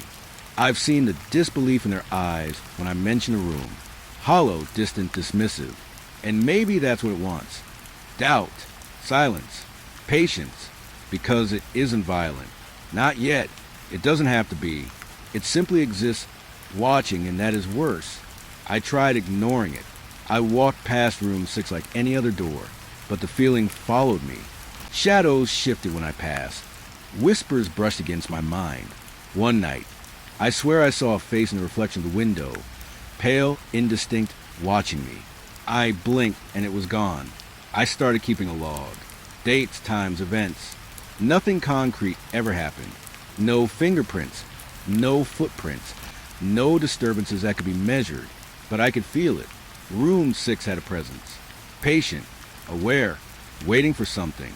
Waiting for me, maybe. Sometimes I hear it at night when I'm in the lobby, folding towels or checking keys. A soft creak from a hallway, the faint smell of perfume and dust. And for a moment, I stop, heart pounding, breath shallow. I know it's room 6. Watching, waiting, patient, and I can't tell if it's angry, curious, or simply aware. I don't think it's ever going away. Not as long as I'm here. Not as long as the night stretches thin over Hollow Pines Motel. It waits, and it remembers, and I know with a sinking certainty that one day it will make me see why. I used to think mirrors were harmless, simple reflections, an echo of reality, nothing more. But Hollow Pines Motel has taught me otherwise. The mirrors here, they lie. They move when you don't. They watch when you think no one is looking.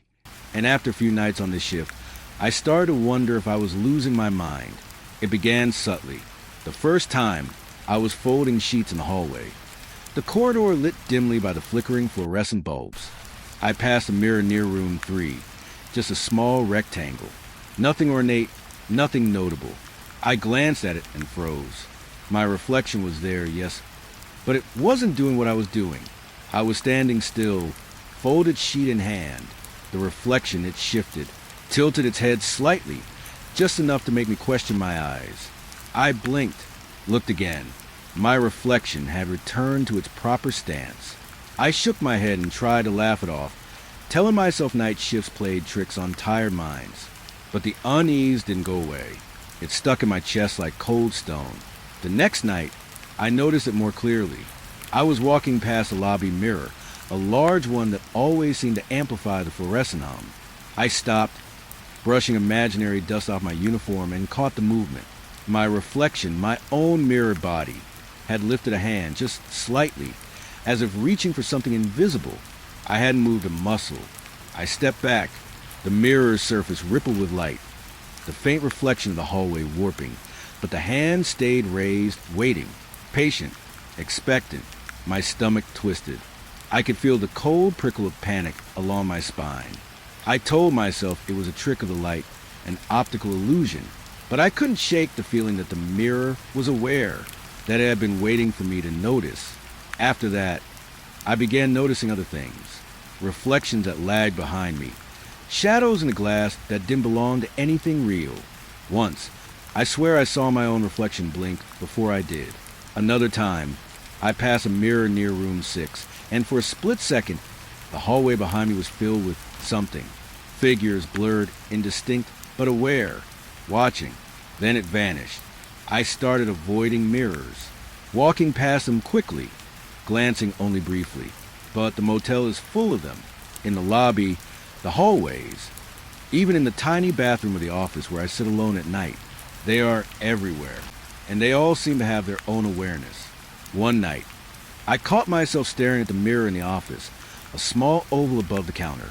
My reflection was calm, expressionless, as I usually am at midnight, and then it moved, not subtly this time. My lips parted in a slow, deliberate smile. I hadn't smiled. My own hands pressed the counter. The reflection's hands were raised, fingers spread wide, shaking slightly. I gasped, stumbling back. The reflection froze instantly. I told myself I was imagining it. That exhaustion was making my brain play tricks. But the feeling stayed, a persistent, prying awareness that pressed into the back of my mind. I started keeping notes. Dates, times mirrors involved. What I saw, it wasn't random. Patterns began to emerge. Mirrors near empty rooms were the worst, especially room 6. The small hallway mirror outside the door reflected movements before I made them. It watched, waiting. And sometimes, late at night, I thought I saw my reflection step away from the glass entirely, lingering for a moment before vanishing into the still air. I questioned my own sanity. I would stand in front of a mirror, testing myself, counting silently. Blink, blink, step forward, step back. Sometimes a reflection followed correctly. Other times, it didn't. It was patient, calculating, like it wanted to see how I would react, how far I could be pushed before I broke. Once, I saw it outside the lobby mirror. I had just finished checking and a late guest turned to put the clipboard away. My reflection remained where it had been seconds before, frozen mid-step, staring at me. And then it smiled, not just a small, polite smile, wide, knowing, malicious, and I swear I felt it in my chest and my stomach, like an unseen hand pressing down, making my pulse hitch. I ran to the back office, my stomach tight, hands shaking, locked the door, hid behind the counter, listening. The motel was quiet, the hum of the fluorescent lights, the occasional creak of the building settling. But the image of that smile stayed with me. I couldn't shake it. After that, I stopped looking directly into mirrors. I avoided them like the plague. Walked past hall mirrors quickly, avoided the bathroom mirror, even when I had to clock in or out. But sometimes I would catch movement in the corner of my eye, a flicker in a reflection that wasn't mine. And I would feel that presence again, the cold, patient pressure, as if something inside the glass were aware I was watching. I started dreaming about them, reflections that were slightly off, figures behind me in mirrors, tall, thin, patient, shapes in the glass that didn't exist in the real world. I would wake up gasping, my heart hammering, sure that I had been moving in my sleep, only to find myself pressed against the wall, trembling, safe, but not really. I remember one night distinctly. The motel was empty except for me. It was past 2 in the morning. I was checking security monitors, trying to convince myself nothing was wrong, nothing supernatural, nothing real. And then I saw it. Room 6 on camera. Nothing moved. Nothing appeared in the footage. But the mirror outside the door, the reflection was there. Not the camera. The mirror. And in the reflection, I was standing inside the room, looking around, touching the bed, touching the walls. I hadn't moved. My body was outside the camera's view. But the mirror showed me inside. I couldn't breathe. I wanted to run. But I stayed, paralyzed by fear, fascination, and disbelief. And the reflection, it smiled, slowly, deliberately, like it knew I was watching it as much as it was watching me. I began to wonder if the mirrors had always been like this, if they were waiting, patient, aware, observing. I wondered if room 6, the fields, even the scarecrow, had somehow taught me to see them, notice them, understand them. I wondered if the motel itself was alive in a quiet, subtle way, pressing into my mind through reflections, through the polished surfaces, through the spaces I couldn't understand. Every mirror became a test. I would pass one slowly, carefully, eyes averted, counting steps. I would peek for a split second, and sometimes see nothing. Sometimes see a shadow. Sometimes see me. Not me, a version of me that was patient, aware, deliberate, smiling, waiting. I couldn't sleep. I couldn't rest. Every time I closed my eyes, the reflections lingered. Faces in windows, faces in darkened glass, shapes that moved when I didn't. I began hearing whispers in the hallway, soft and distant, rising and falling with the hum of the lights. Almost words, almost names. And I could feel in my chest the same cold pressure I felt outside room 6, outside the fields, outside the motel's edges. I stopped talking to anyone about it. Who would believe me? Other employees shrugged, smiled, told me night shifts made people see things. But I knew better. Mirrors don't lie, not exactly. But they do remember. They do watch. And they do wait. One night, I walked past the hallway mirror again, forced myself to look. My reflection moved slightly ahead of me, a step faster. A tilt of the head, that I hadn't made. And then it stopped, staring, waiting. And I realized then with a hollow certainty that I was no longer just observing. I was participating. Every glance I took, every moment I noticed. The mirrors noted me. The motel noted me. Room 6 noted me. And I knew the patient awareness that had been following me that I thought I could ignore had only grown stronger. I wanted to leave. I wanted to quit. I wanted to forget every mirror in this place existed. But I couldn't. Something had chosen me to see, to notice, to understand. And now, the reflections were patient, waiting, deliberate, smiling, watching. And I feared the day I stopped noticing would be the day they came for me completely. Because the thing about mirrors is they don't just reflect, they remember. And if you stare too long, they remember you. The mornings at Hollow Pines Motel are quiet, almost painfully so. After the night shift, when the fluorescent bulbs flicker weakly and the hum of the AC rattles through the halls, the guests are already gone. Room keys on the counter register empty. No goodbyes, no notes, nothing. It should be normal, but it isn't. Not for room 6, not for the last few weeks. I started noticing it when the first guest vanished. I had checked in a young couple. 2 people laughing quietly, talking softly about the road ahead. I never saw them leave. The next morning, no record of them. Not their names, not their card on file. The room was empty, neatly made, nothing disturbed. But the sense of them lingered, like a faint perfume clinging to the air. I shrugged it off at first. People leave quietly sometimes. Then the personal items began disappearing. Wallets left on counters. Bags carefully set beside beds. Clothing folded on chairs. All gone. The rooms looked untouched. Nothing in disarray. No sign of theft. Just gone, like they had never existed. It started to feel intentional. I would enter a room after a guest supposedly left, and shadows would stretch differently across the walls. Not the normal shadows cast by the morning sun or the pale fluorescent bulbs.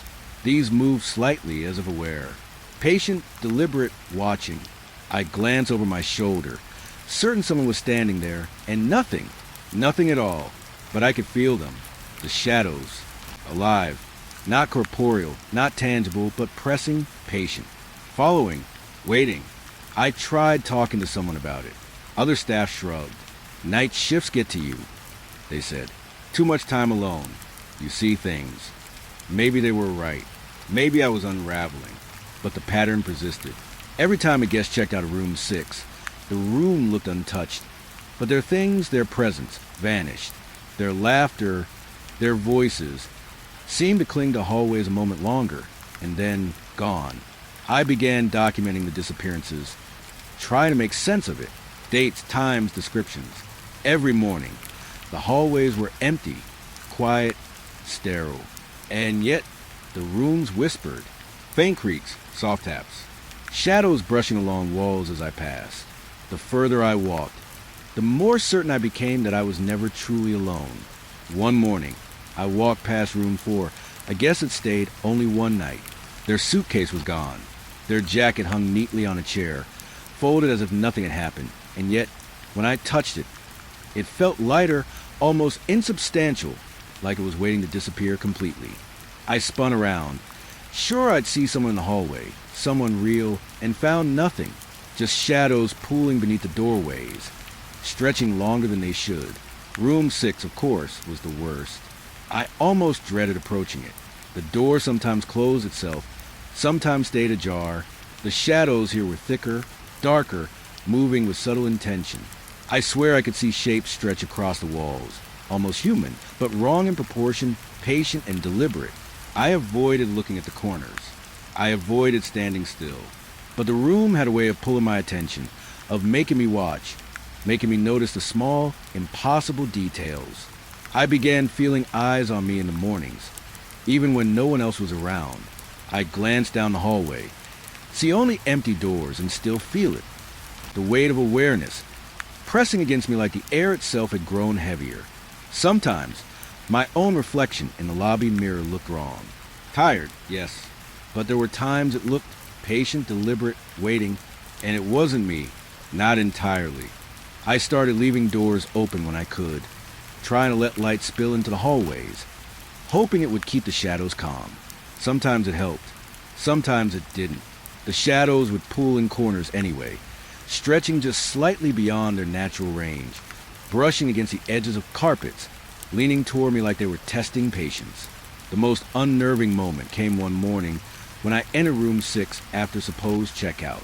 The room was empty, tidy, pristine.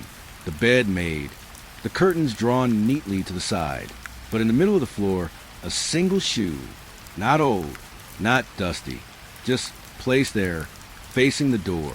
I bent down. It was warm, not from the sun, not from the heater. Warm, as if someone had just stepped out. I left the shoe where it was. I couldn't touch it. I didn't want to. I backed out, heart hammering, breath shallow. But when I returned an hour later, it was gone. No trace. No other shoe. Just gone. And the shadows had shifted. They pulled differently now. Stretched longer, closer to the bed. Patient, deliberate, watching. I started noticing things moving in the hallway when I wasn't looking. Faint brushings, slight shifts in light. The hum of the AC subtly changing. Shadows lengthened unnaturally when I glanced away. I could almost see figures just beyond sight, patient, waiting for me to acknowledge them, to see them, to notice. And every time I did, they vanished, leaving only the quiet, heavy air behind. Guests checked out silently. Some left notes, polite thank yous, but others? Nothing. Empty rooms, empty hallways, empty luggage racks. It's like they'd never existed. And I began to wonder, had they existed at all? Had I imagined them? I walked the halls at night, checking doors, peeking into rooms, and the shadows followed, always just beyond the corner of my vision, stretching, patient, deliberate. I could feel them pressing closer, but they never touched. They were polite in a way, patient and waiting, almost curious. Almost. One morning, I swore I heard the faint echo of a voice behind me. I spun around. Empty hallway. No one, but the sound lingered. Soft, distant, like someone talking in another room, behind walls, beyond comprehension. And when I looked into the lobby mirror, I saw it, a shadow in the shape of a person, standing behind me, patient, waiting. It wasn't fully formed, not real, but aware. I started leaving notes in the rooms, trying to document. If I couldn't catch the guests, maybe I could catch the shadow, catch whatever it was that lingered behind their departures. I wrote dates, times, even my own feelings, and left them on the desk in room 6. The next morning, they were gone. Paper vanished. Ink wiped clean, as if it had never been. And the shadows, thicker, closer, watching, patient. I began questioning my own sanity. Was I seeing things? Losing track of reality? The lights in the hall flickered constantly, the shadows pooling and stretching beyond reason. The rooms looked normal, empty, perfect, yet I could feel them in the air, watching, waiting, always waiting. I remember standing in the lobby one morning, watching the sunlight spill across the carpet, and realizing I was completely alone. No guests, no staff, just me and the shadows, stretching along the walls, long and deliberate, bending corners, shifting slightly as I moved. They weren't human, not fully, but they weren't natural either. They were aware, and I realized then that it wasn't the guests I should be afraid of. It wasn't room 6. It wasn't the disappearing luggage, the vanishing notes. It was the shadows, patient, deliberate, alive in a way that defied reason, watching me, learning me, waiting for something. I tried telling myself it was imagination, exhaustion, stress, a trick of night shifts and empty halls. But the shoe, the moving shadows, the whispers in empty rooms, none of it fit normal. None of it could be explained. And the more I tried to rationalize, the more aware I became of their patience, their deliberate, quiet, pressing presence. I keep working. I keep my eyes on the doors. I keep my steps quick, my gaze averted from mirrors and shadow corners. I tell myself it's harmless, that the guests check out, that the rooms stay empty. But I can feel it. Every time the sun rises, every time the lobby fills with light, every time the hallway stretches into silence, I can feel the shadows, watching, waiting, patient, and I know deep down I am not alone. I never expected to hear the sirens again. Not here, not in this part of town. The old firehouse on Ashwood Lane has been closed for years, abandoned to rust and dust. Its doors sagged, paint peeling in jagged strips. The sign faded to nothing but ghosts of letters. I've walked past it 100 times, sometimes on my way home from shifts at the station, sometimes on runs with the volunteer crew, and never once have I heard a sound. Until that night. It started just past midnight. I was walking back from a call in the East District. Nothing serious, just a false alarm at a factory.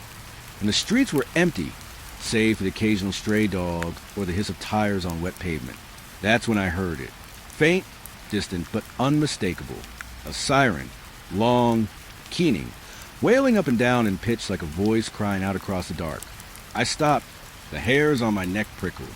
I should have known something was wrong. The station I work out of, active. Every alarm is documented, recorded, broadcasted. But this wasn't ours. Not ours, not anyone's. It came from the old firehouse.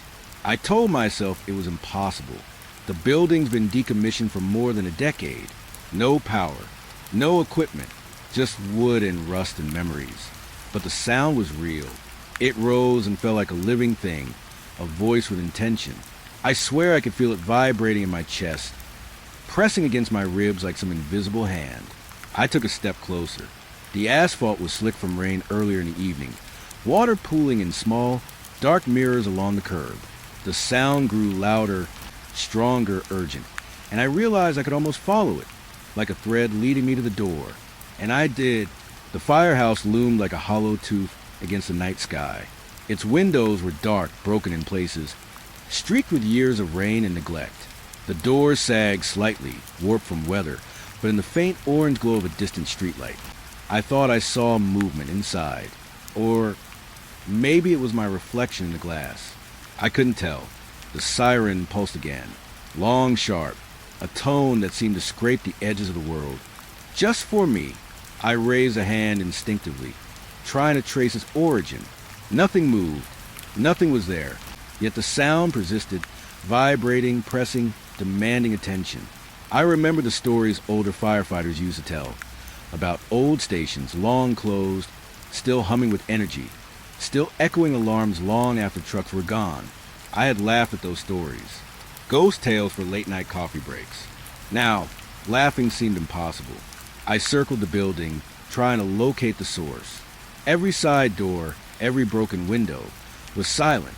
No engines, no control panels, no cords or wires to conduct electricity. And yet, the sound followed me, shifting as if it knew where I would step next. It wasn't random. It wasn't mechanical. It was alive. I pressed my ear to a door.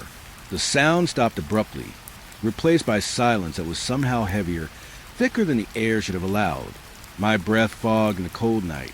I stepped back, and the siren returned, louder this time, wailing with a patient insistence. I could feel it not just in my ears, but inside me, chest, stomach, spine, pressing, waiting. I told myself to leave. I told myself to run, to get back to my truck, to the safety of other people, to somewhere real. But I couldn't. Something in me, curiosity or fear, or both, drew me closer, drawn toward the building, toward the sound, toward something. I found myself a side window, cracked and grimy. Peering in, I saw nothing, only the dark interior, the shadows of old fire poles, a ladder leaning against a far wall, desks covered in dust. Nothing should have been moving. Nothing should have made a sound. And yet, the siren came again, low, mournful, rising and falling like a voice crying for something long lost. I backed away, heart pounding. My flashlight trembled in my hand. I shined it across the interior. Nothing, only the faint glimmer of broken glass, the occasional reflection of streetlight on a metal handle. And still, the sound persisted, always there, always patient, always deliberate. I thought I understood it then. Not mechanical, not natural. It wasn't a system. It was a memory, or something like a memory, a sound tethered to the building, repeating endlessly, aware that someone was listening. waiting, and it had found me. I stumbled backward, almost tripping over a curb. The siren fell silent. I thought maybe I had imagined it entirely, until I heard the faint echo of it behind me, a whispering of metal and air, fading and returning like it had never stopped. I turned quickly. Empty street, empty buildings, just a distant glow of streetlights, reflecting in puddles, trembling with a life of their own. I realized then that the sound wasn't just an alarm. It was a call, not for help, not for fire, not for anyone I could recognize. It was a call from something older, something patient, something that had learned to wait until it found the right ears to reach. I backed down the street, not running, but moving deliberately. Try to convince myself I was rational, that the siren was only a trick of wind and reflection, of memory and isolation. But the sense of being observed pressed against me like the night itself had weight.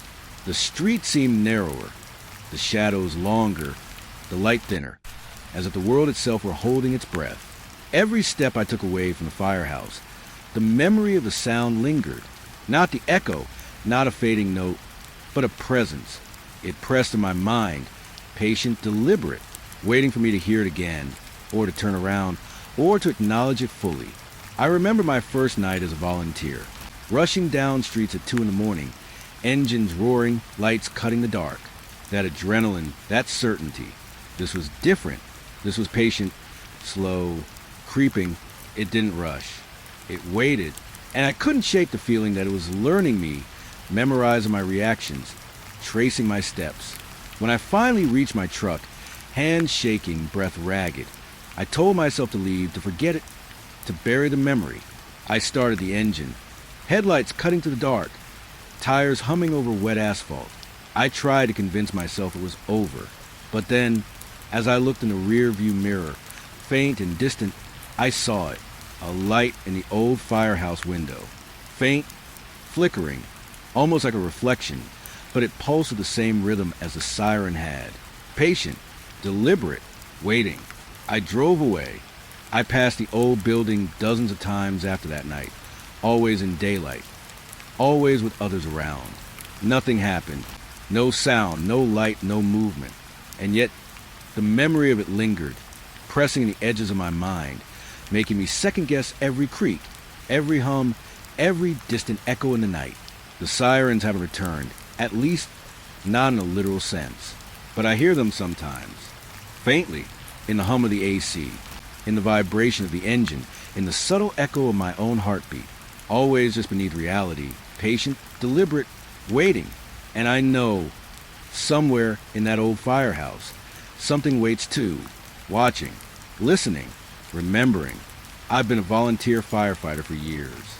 I've run into flames, pulled people from wrecks, faced storms and smoke and fire. I've seen bodies, destruction, the aftermath of chaos. But nothing terrifies me like a memory of a siren that shouldn't exist, calling me across an empty street, into shadows and dust. Patient, deliberate, waiting. And I know, deep down, that it's only a matter of time before it calls me again. I never thought a pond could feel alive. Not really alive like a creature, but aware, watching, waiting. I first noticed it on a late summer evening, when the sun had just dipped behind the trees and the light turned orange and slow. I was walking along the old trail behind Ashwood Lane, the path my volunteer firefighter crew sometimes used for training runs, when I reached the pond. It's small, murky, almost forgotten, with reeds growing thick around the edges. Nothing unusual, but the reflection was wrong. I stopped at the edge, leaning on the railing that had long since begun to rot. The water surface was still smooth like glass, and for a moment it was normal. Trees, sky, my own face reflected back at me. Then it shifted, subtle at first. A tree bending that wasn't moving, a cloud drifting the opposite direction. My pulse quickened, and I shook my head, telling myself I was imagining it. I leaned closer. The water darkened, and I could see a figure beneath the surface. Not swimming, not floating, just moving, limbs twisting in impossible ways, bending angles that shouldn't exist, sliding smoothly through the pond like it was walking on air. I froze, breath caught in my throat. The water rippled slightly. but no sound came from the movement. I tried to step back, but my feet felt heavy, rooted. The figure's face turned toward me, or at least what I thought was its face. Eyes dark, unreadable, unblinking. The longer I looked, the more I realized it wasn't human. Not quite, not fully. And yet it mimicked me in subtle, wrong ways. One arm lifted as I lifted mine, a tilt of the head mirror my own, just slightly off. I stumbled back, heart hammering. The surface of the water stilled. For a moment, I thought it had gone, and then the reflection of my own face smiled. I hadn't smiled. Not at all. My stomach dropped. I turned, wanting to leave, wanting to convince myself it was a trick of light or shadow. And when I looked back, the figure was gone. The water was smooth, glassy, calm, but the feeling stayed. That patient, deliberate awareness. Like the pond itself had learned to watch me, to study me. The next night, I returned. I told myself I was imagining it. I needed to prove to myself I was sane. The moon was higher, silver light spilling across the reeds. I stood at the edge and looked in. Nothing at first. Just my own reflection, tired and pale. And then, slowly, shapes began to move beneath the surface. Limbs bending in ways they shouldn't. Twisting through the murky water, circling me. I felt cold all over. Goosebumps rose on my arms. My flashlight trembled in my hand, and the beam skimmed across the water. Nothing emerged. Nothing came for me. And yet, the water itself seemed to shift, following the edges of the light, sliding closer, pressing toward me without moving at all. I stepped back, and the siren returned, louder this time, wailing with a patient insistence. I could feel it not just in my ears, but inside me, chest, stomach, spine, pressing, waiting. I told myself to leave. I told myself to run, to get back to my truck, to the safety of other people, to somewhere real. But I couldn't. Something in me, curiosity or fear, or both, drew me closer, drawn toward the building, toward the sound, toward something. I found myself a side window, cracked and grimy. Peering in, I saw nothing, only the dark interior, the shadows of old fire poles, a ladder leaning against a far wall, desks covered in dust. Nothing should have been moving. Nothing should have made a sound. And yet, the siren came again, low, mournful, rising and falling like a voice crying for something long lost. I backed away, heart pounding. My flashlight trembled in my hand. I shined it across the interior. Nothing, only the faint glimmer of broken glass, the occasional reflection of streetlight on a metal handle. And still, the sound persisted. Always there, always patient, always deliberate. I thought I understood it then. Not mechanical, not natural. It wasn't a system. It was a memory, or something like a memory, a sound tethered to the building, repeating endlessly, aware that someone was listening, waiting, and it had found me. I stumbled backward, almost tripping over a curb. The siren fell silent. I thought maybe I had imagined it entirely, until I heard the faint echo of it behind me, a whispering of metal and air, fading and returning like it had never stopped. I turned quickly. Empty street, empty buildings, just a distant glow of streetlights, reflecting in puddles, trembling with a life of their own. I realized then that the sound wasn't just an alarm. It was a call, not for help, not for fire, not for anyone I could recognize. It was a call from something older, something patient, something that had learned to wait until it found the right ears to reach. I backed down the street, not running, but moving deliberately. Try to convince myself I was rational, that the siren was only a trick of wind and reflection, of memory and isolation. But the sense of being observed pressed against me like the night itself had weight. The street seemed narrower, the shadows longer, the light thinner, as if the world itself were holding its breath. Every step I took away from the firehouse, the memory of the sound lingered. Not the echo, not a fading note, but a presence. It pressed in my mind, patient, deliberate, waiting for me to hear it again, or to turn around, or to acknowledge it fully. I remember my first night as a volunteer, rushing down streets at 2 a.m, engines roaring, lights cutting the dark. That adrenaline, that certainty. This was different. This was patient, slow, creeping, it didn't rush. It waited, and I couldn't shake the feeling that it was learning me, memorizing my reactions, tracing my steps. When I finally reached my truck, hands shaking, breath ragged, I told myself to leave, to forget it, to bury the memory. I started the engine, headlights cutting to the dark, tires humming over wet asphalt. I tried to convince myself it was over, but then, as I looked in the rear-view mirror, faint and distant, I saw it, a light in the old firehouse window. Faint, flickering, almost like a reflection, but it pulsed with the same rhythm as the siren had. Patient, deliberate, waiting. I drove away. I passed the old building dozens of times after that night, always in daylight, always with others around. Nothing happened. No sound, no light, no movement. And yet, the memory of it lingered, pressing the edges of my mind, making me second-guess every creak, every hum, every distant echo in the night. The sirens haven't returned, at least not in a literal sense. But I hear them sometimes, faintly, in the hum of the AC, in the vibration of the engine, in the subtle echo of my own heartbeat, always just beneath reality, patient, deliberate, waiting. And I know, somewhere in that old firehouse, something waits too, watching, listening, remembering. I've been a volunteer firefighter for years. I've run into flames, pulled people from wrecks, faced storms and smoke and fire. I've seen bodies, destruction, the aftermath of chaos. But nothing terrifies me like a memory of a siren that shouldn't exist, calling me across an empty street, into shadows and dust.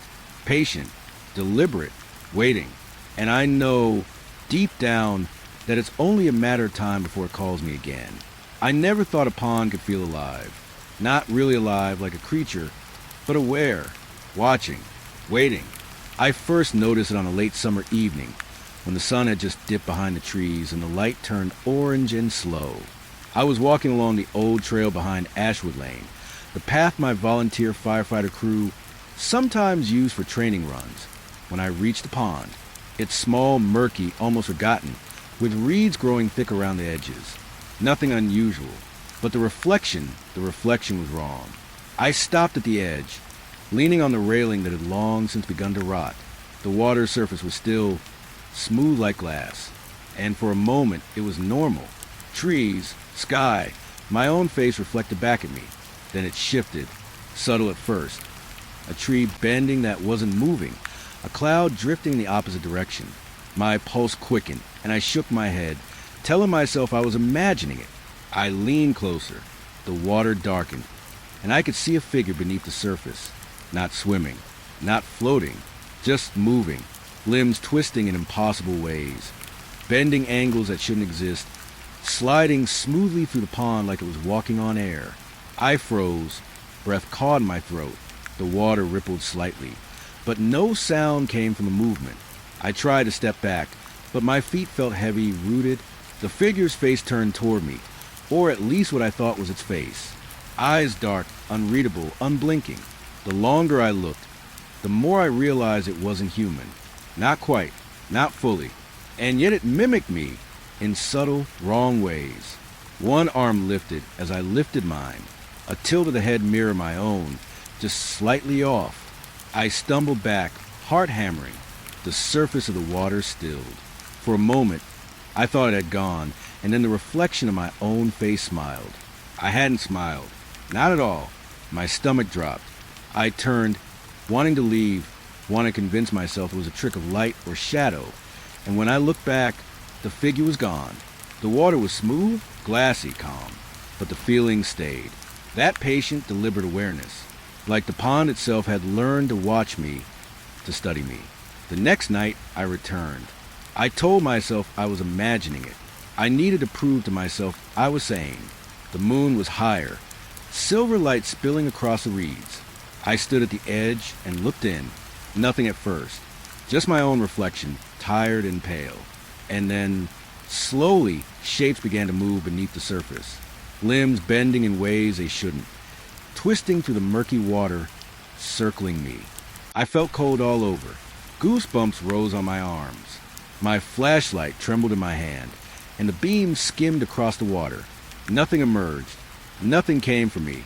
And yet, the water itself seemed to shift, following the edges of the light, sliding closer, pressing toward me without moving at all. I wanted to leave, but curiosity is dangerous. I know that now. I stepped closer. The water rippled. And then I saw it clearly. A figure crouched beneath the surface, head tilted unnaturally, eyes locked on me. Its movements were graceful, deliberate, patient, watching, waiting. And when I moved my hand, the reflection moved first, bending the water like it had been predicting me all along. I fell back, heart racing. The figure didn't vanish. It sank, yes, deeper into the pond, but I could feel it. Its attention pressed against me like a physical weight, patient, deliberate. I could hear nothing. No splash, no gurgle, no sound at all. Just a silent knowledge of existing, aware of my every step, every thought. I started coming back night after night. I didn't want to. I wanted to leave it alone. But some part of me needed to see it again, needed to understand. And every night, the pond waited, patient, watching. Its reflections were never quite right. Shadows beneath the surface moved differently than they should.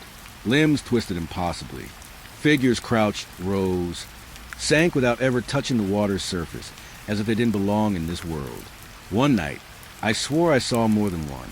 Figures multiplied beneath the surface, moving in synchrony, circling slowly, deliberately.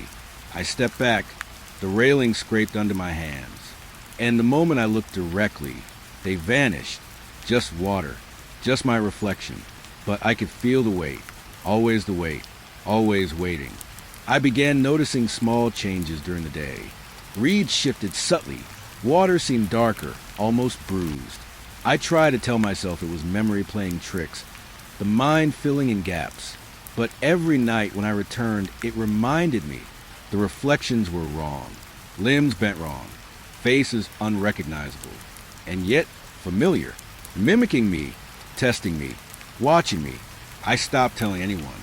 Friends would laugh, say I'd seen too many stories about spirits and drowning, about hallucinations. But I knew better. I had seen it, not in a dream, not in a trick of the light. Alive, patient, waiting. And I couldn't shake the feeling that it wanted something from me. Not my body, not my blood, just my attention, my acknowledgement. One night, the pond was perfectly still. The air was heavy with humidity, insects buzzing faintly. I stepped closer, leaned over the edge, and the figure rose from the water, not fully, not in human form, but enough that I could see the shape of a body, limbs twisting, bending, sliding impossibly. And then it smiled, not gently, not friendly, a wide, deliberate smile just for me. I stepped back so fast, I nearly fell into the water. My flashlight clattered to the ground. When I picked it up, the figure had vanished. The water was calm again, but I could still feel it, pressing, patient, deliberate, waiting for me to return, waiting for the next night, waiting for me to see. After that, I didn't sleep well.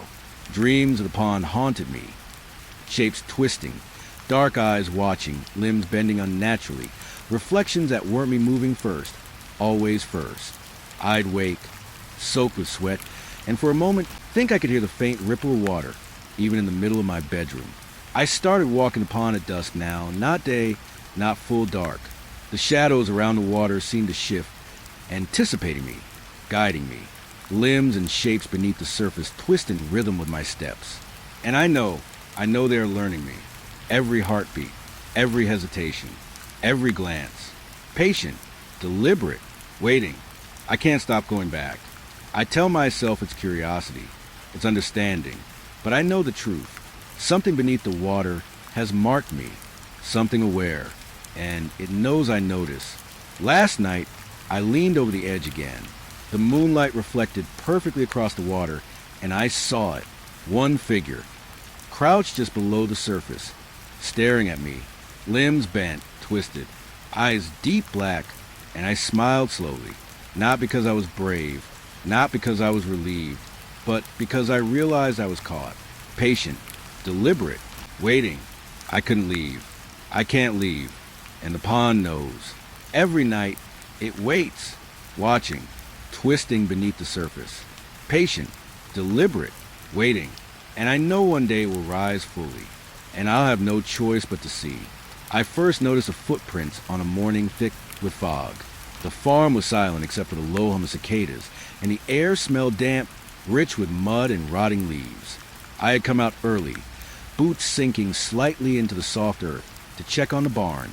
Nothing seemed amiss, at least at first glance. And then I saw them. Footprints. Wet, dark impressions pressed into ground, leading from the edge of the cornfield straight to the barn door. Heavy, deliberate steps, but no one was there. The mud had only just begun to dry, and there were no other marks, no tracks breaking the sequence. Whoever, or whatever, had made them hadn't left a trace beyond this path. I crouched down, inspecting the prints. Size seemed human enough, but there was something off. They were too evenly spaced, too careful, as if each step had been placed with thought. Not hurried, not natural, patient, deliberate. I stood and followed them slowly, heart picking up pace, every nerve on edge. The footprints led me straight to the barn. I rounded the side, expecting to see a shadow, a figure, even a stray animal. Nothing, just the barn doors closed tight, no movement inside, no sound. The wind whispered through cracks in the wood. And for a moment, I thought I heard the faint scrape of a boot against the floor. I told myself I was imagining it. I had been up late, the moonlight weak, my sleep shallow. Maybe I'd misjudged shadows in the fog. But the footprints, they didn't lie. They were there, leading straight to the barn. And then, almost impossibly, leading back out again, retracing the same careful, deliberate path. I crouched again, tracing the impressions with my fingers. The mud was still soft in places, almost pliable. I could see the ridges of toes, the subtle shift of weight from heel to ball. Whoever had made them had walked slowly, deliberately, watching, waiting. I walked along the trail in reverse, trying to find the origin. Nothing. No sign of a body, a figure, a disturbance in the grass or the cornfield. It was as if the footprints had appeared out of nowhere, walked, and vanished again. The earth swallowed the story before I could read it fully. I went back to the barn. The doors groaned as I pushed them open. Inside, the air was damp, the smell of hay and decay thick. Empty stalls. Shadows pulled in the corners. Nothing stirred. My boots clicked against the wooden floor, echoing softly in the stillness. I could feel the weight of the unseen presence pressing against me. Patient, deliberate. I knew the footprints hadn't lied. Something had been here. Something had walked to the barn and back. And I had just missed it. I left the barn and followed the footprints again, this time in reverse, stepping carefully beside them. My eyes scanned the foggy fields. Trees stretched their skeletal branches above me. The corn rustled faintly, almost whispering, but no one appeared. Nothing moved, only the footprints. I began noticing subtle changes in the landscape each time I returned. Slight shifts in the mud, leaves scattered differently. Small stones nudged out of place, almost as if the ground itself remembered the movement and was replaying it. I wondered if I was losing my mind, but every detail matched perfectly with the previous traces. Patient, deliberate, watching me retrace the steps. It wasn't long before the footprints began to appear at odd times. Sometimes after I had gone to bed, I would wake to check the barn and find new prints leading in. Sometimes they appeared in the morning after I had walked the fields the night before, as though the mud had been waiting, rehearsing each step for me to notice. The pattern was always the same. In, out, careful, deliberate, waiting. One night, I stayed near the barn until the fog thickened completely, my flashlight barely cutting through the mist. I crouched beside the first set of prints, heart hammering, and then I saw it, or at least I thought I did.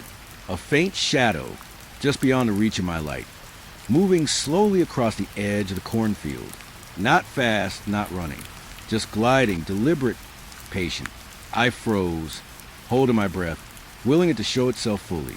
It didn't, and then, like a ripple through the fog, it vanished. The footprints hadn't moved, not yet, but I could feel it, watching, patient, deliberate, waiting. I started leaving my own traces near the barn, small markers in the mud, sticks, stones, anything to measure what was happening. And every time the footprints matched them, moved around them, avoided them with precision. It wasn't random. It was aware. Every step I took was being observed, measured, mirrored, or perhaps anticipated. I tried calling friends to help me investigate, but none of them would come at night. They laughed it off, said I had been spooked by animals or my imagination. But I knew better. I had seen the prints, watched them lead to the barn and back, traced them, followed them, and I had felt it. The presence in the fog, the patient awareness pressing down on the night air. I began to dread checking the barn, but I couldn't stop. Every morning, the prints were there. Every night, they were waiting. I found myself walking the fields at odd hours, flashlight in hand, watching the mud, watching the corn, watching for movement. The air thickened each time I approached. Shadows stretched unnaturally. The fog hung heavier. And always, just beyond sight, I felt the weight of something observing me. Patient, deliberate, waiting. One night, I saw a figure. I froze as it stepped from the cornfield, tall, thin, impossible angles to its limbs, gliding over the mud as though it belonged to the earth itself. Not fully human, not fully shadow, not fully animal. I could only see its silhouette in the fog, but the presence, the awareness, pressed against my chest like I had felt before. And then, deliberately, it stepped back into the mist and vanished. The footprints, when I checked, had shifted slightly, adjusted, not new, not old, just different. Waiting, patient, deliberate, always watching. I began avoiding the fields at night. I tried to leave the barn alone, but the footprints would appear anyway. Always in, out, returning, retracing, watching. I would find them even after heavy rain. The mud softened and washed away, only to reappear perfectly. It was impossible. It was deliberate. It was alive. Sometimes I hear soft sound in the mud, a slight splash, the brush of boots, or something like boots against the soil. I have never seen it fully, never touched it, never felt its weight directly. But I know it's there, waiting, measuring, patient, deliberate, watching me watch it. I started sleeping lightly, waking at odd hours, dreaming of mud and footprints stretching endlessly, leading to the barn and back, over and over, limbs twisting through the fog, shapes moving under moonlight, faces I couldn't see fully, watching, smiling, patient, deliberate, waiting. The farm feels different now, lighter in the day, heavier at night. Fog thickens faster than it should. Shadows move differently. The earth itself seems aware. And the footprints, always the footprints, remind me that I am never truly alone. I know I shouldn't go back. I know I shouldn't follow them. But every morning they are there, leading to the barn, leading from it, perfectly aligned, waiting, patient, deliberate, watching. And I can feel in my chest, if I ever stop watching, if I ever ignore them, they will follow me home. I don't know how long I've been marked. Days? Weeks? Longer? All I know is that every step I take in the fields, every glance at the barn, every morning I see those footprints, I am reminded of it. Patient, deliberate, waiting. I have learned to move slowly, to step carefully, to watch. But even now I can feel it, just beyond the edge of the fog, just out of sight, waiting for me to make a mistake, waiting for me to stumble, waiting for me to leave. And I know it will, because the footprints always come back. Always. I hadn't meant to go back to the barn that night, after the footprints, after the fog, after seeing shapes glide through the fields like the earth itself was alive. I told myself enough was enough. I told myself to stay away. But curiosity has a way of ignoring reason. And fear has a way of sharpening the senses until even silence feels loud. The sky was heavy, low clouds pressing against the treetops. The kind of night where you can feel water in the air before it falls. The ground around the barn was muddy, soft from recent rain, and I stepped carefully, boots sinking slightly, leaving my own tracks beside the old prints that still haunted me. I paused at the barn door. It was closed, locked tight, but the rusted latch had shifted, hanging slightly off. The smell of damp hay and mildew seeped through the cracks. I could hear something beneath the surface of the earth, or at least it sounded like it, low murmurs, almost like crying, faint, hesitant, almost polite. I should have turned around. I should have run. But I didn't. I reached out, swinging the door open with a soft groan. Inside, the barn was dark, air heavy with humidity. My flashlight cut through the shadows, illuminating empty stalls, stacks of old hay, the faint outlines of tools hanging on walls. The noises came again, low and quivering, echoing from below. The basement. I knew there was a flooded basement beneath the barn. It had been blocked off years ago. I had heard stories about it. About water rising after storms, about the smell of mold so thick it made your eyes water.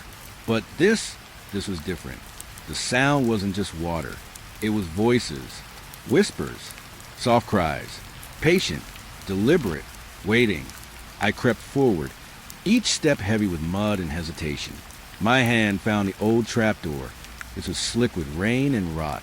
I rested my palm on it, and the murmuring grew louder, clearer. It wasn't words. Not exactly.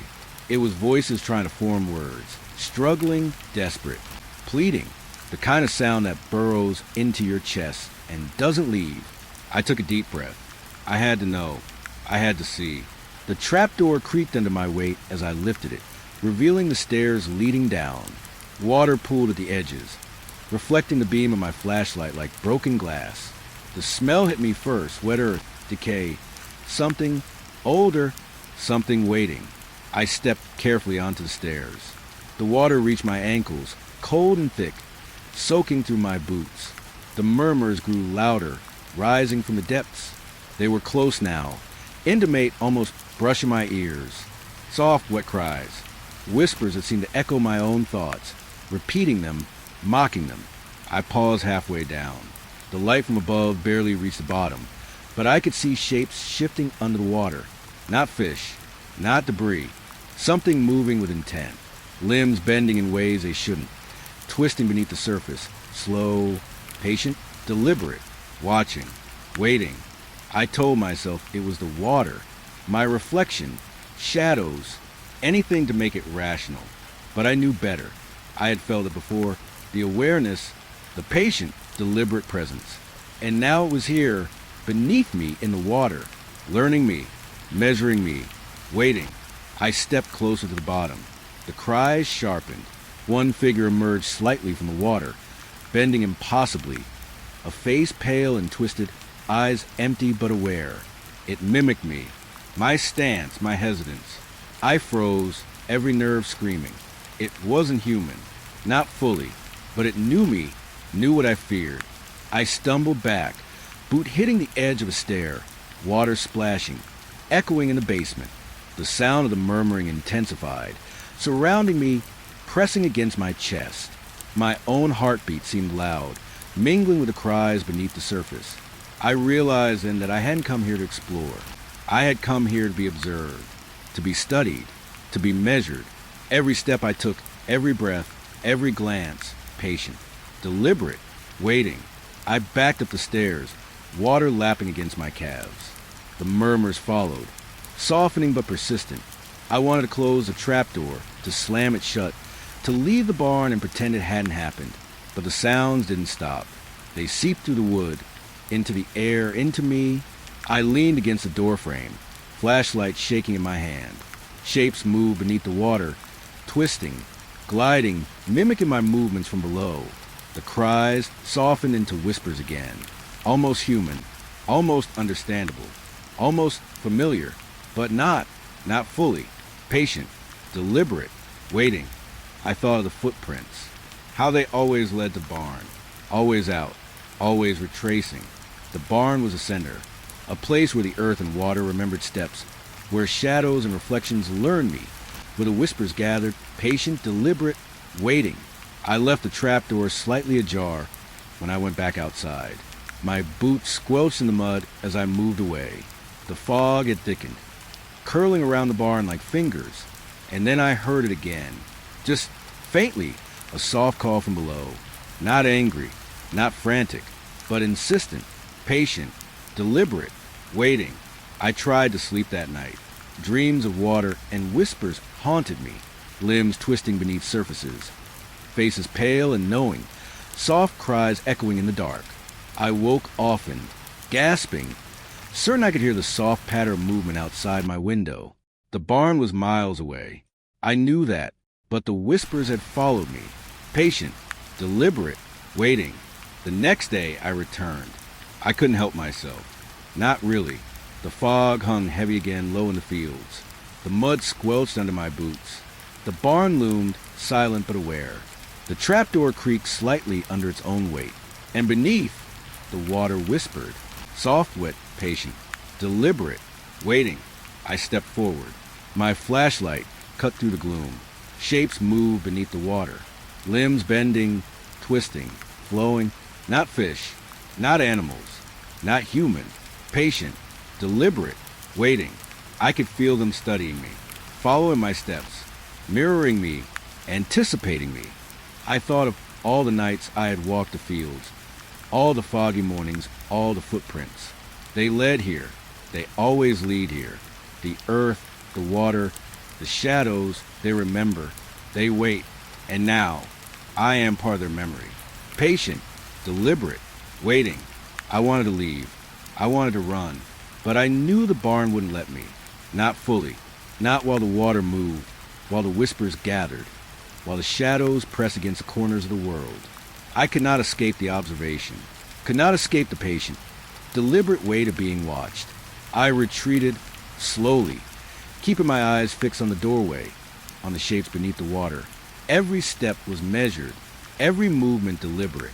I couldn't stumble. I couldn't draw attention, but I could feel it, waiting, always waiting. Patient, deliberate.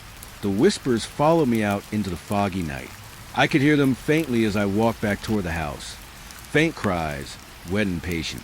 Not calling me in anger, not begging, just observing, measuring, waiting. I have avoided the barn since that night. Days pass, sometimes weeks, but the memory lingers. I can feel it in the mud after rain.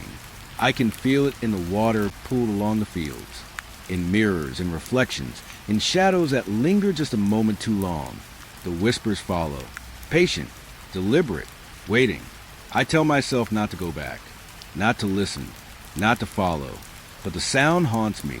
The presence presses against me, and I know one day I will return, because the barn remembers, the water remembers, the whispers they never forget, patient, deliberate, waiting.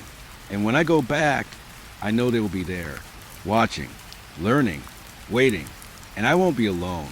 I shouldn't have gone back. I knew that the moment I stepped onto the muddy path leading to the barn, the fog curling around the fields like smoke, heavy and damp, swallowing the world in silence. My boots sank deep into the soft earth, and every step felt measured, watched. But I couldn't stop myself. I had to see. I had to know if the whispers, the water, the shadows beneath the barn's floor were real, or if my mind had finally slipped entirely. The barn loomed ahead, quiet and patient, as if waiting for me. I paused at the trapdoor. My hand hovered over the rotted wood, hesitant. The murmur from below came first, a low, wet whisper that pressed against my chest, curling inside my ribs. I swallowed hard, told myself it was nothing, and lifted the door. The stairs were slick with water, reflecting my flashlight in fractured shards. Each step down felt heavier than the last. The murmurs grew louder, sharper, almost insistent. I reached the bottom, water lapping around my ankles, cold, unnatural, alive, and then I felt it, something brushing against my legs beneath the surface. Not a current, not a fish, something deliberate, patient, deliberate, waiting. I froze, heart hammering. The water shifted, darker beneath my boots, and I felt pressure building around my calves, pulling, not a gentle tug, strong, relentless. Something unseen beneath the surface had wrapped itself around me, dragging me forward. I screamed, splashing, trying to pull free. The water churned, impossibly thick, as though it had a mind of its own. I felt hands or limbs, twisting and wet, curl around me, pulling down, cold, hard, patient, deliberate, waiting.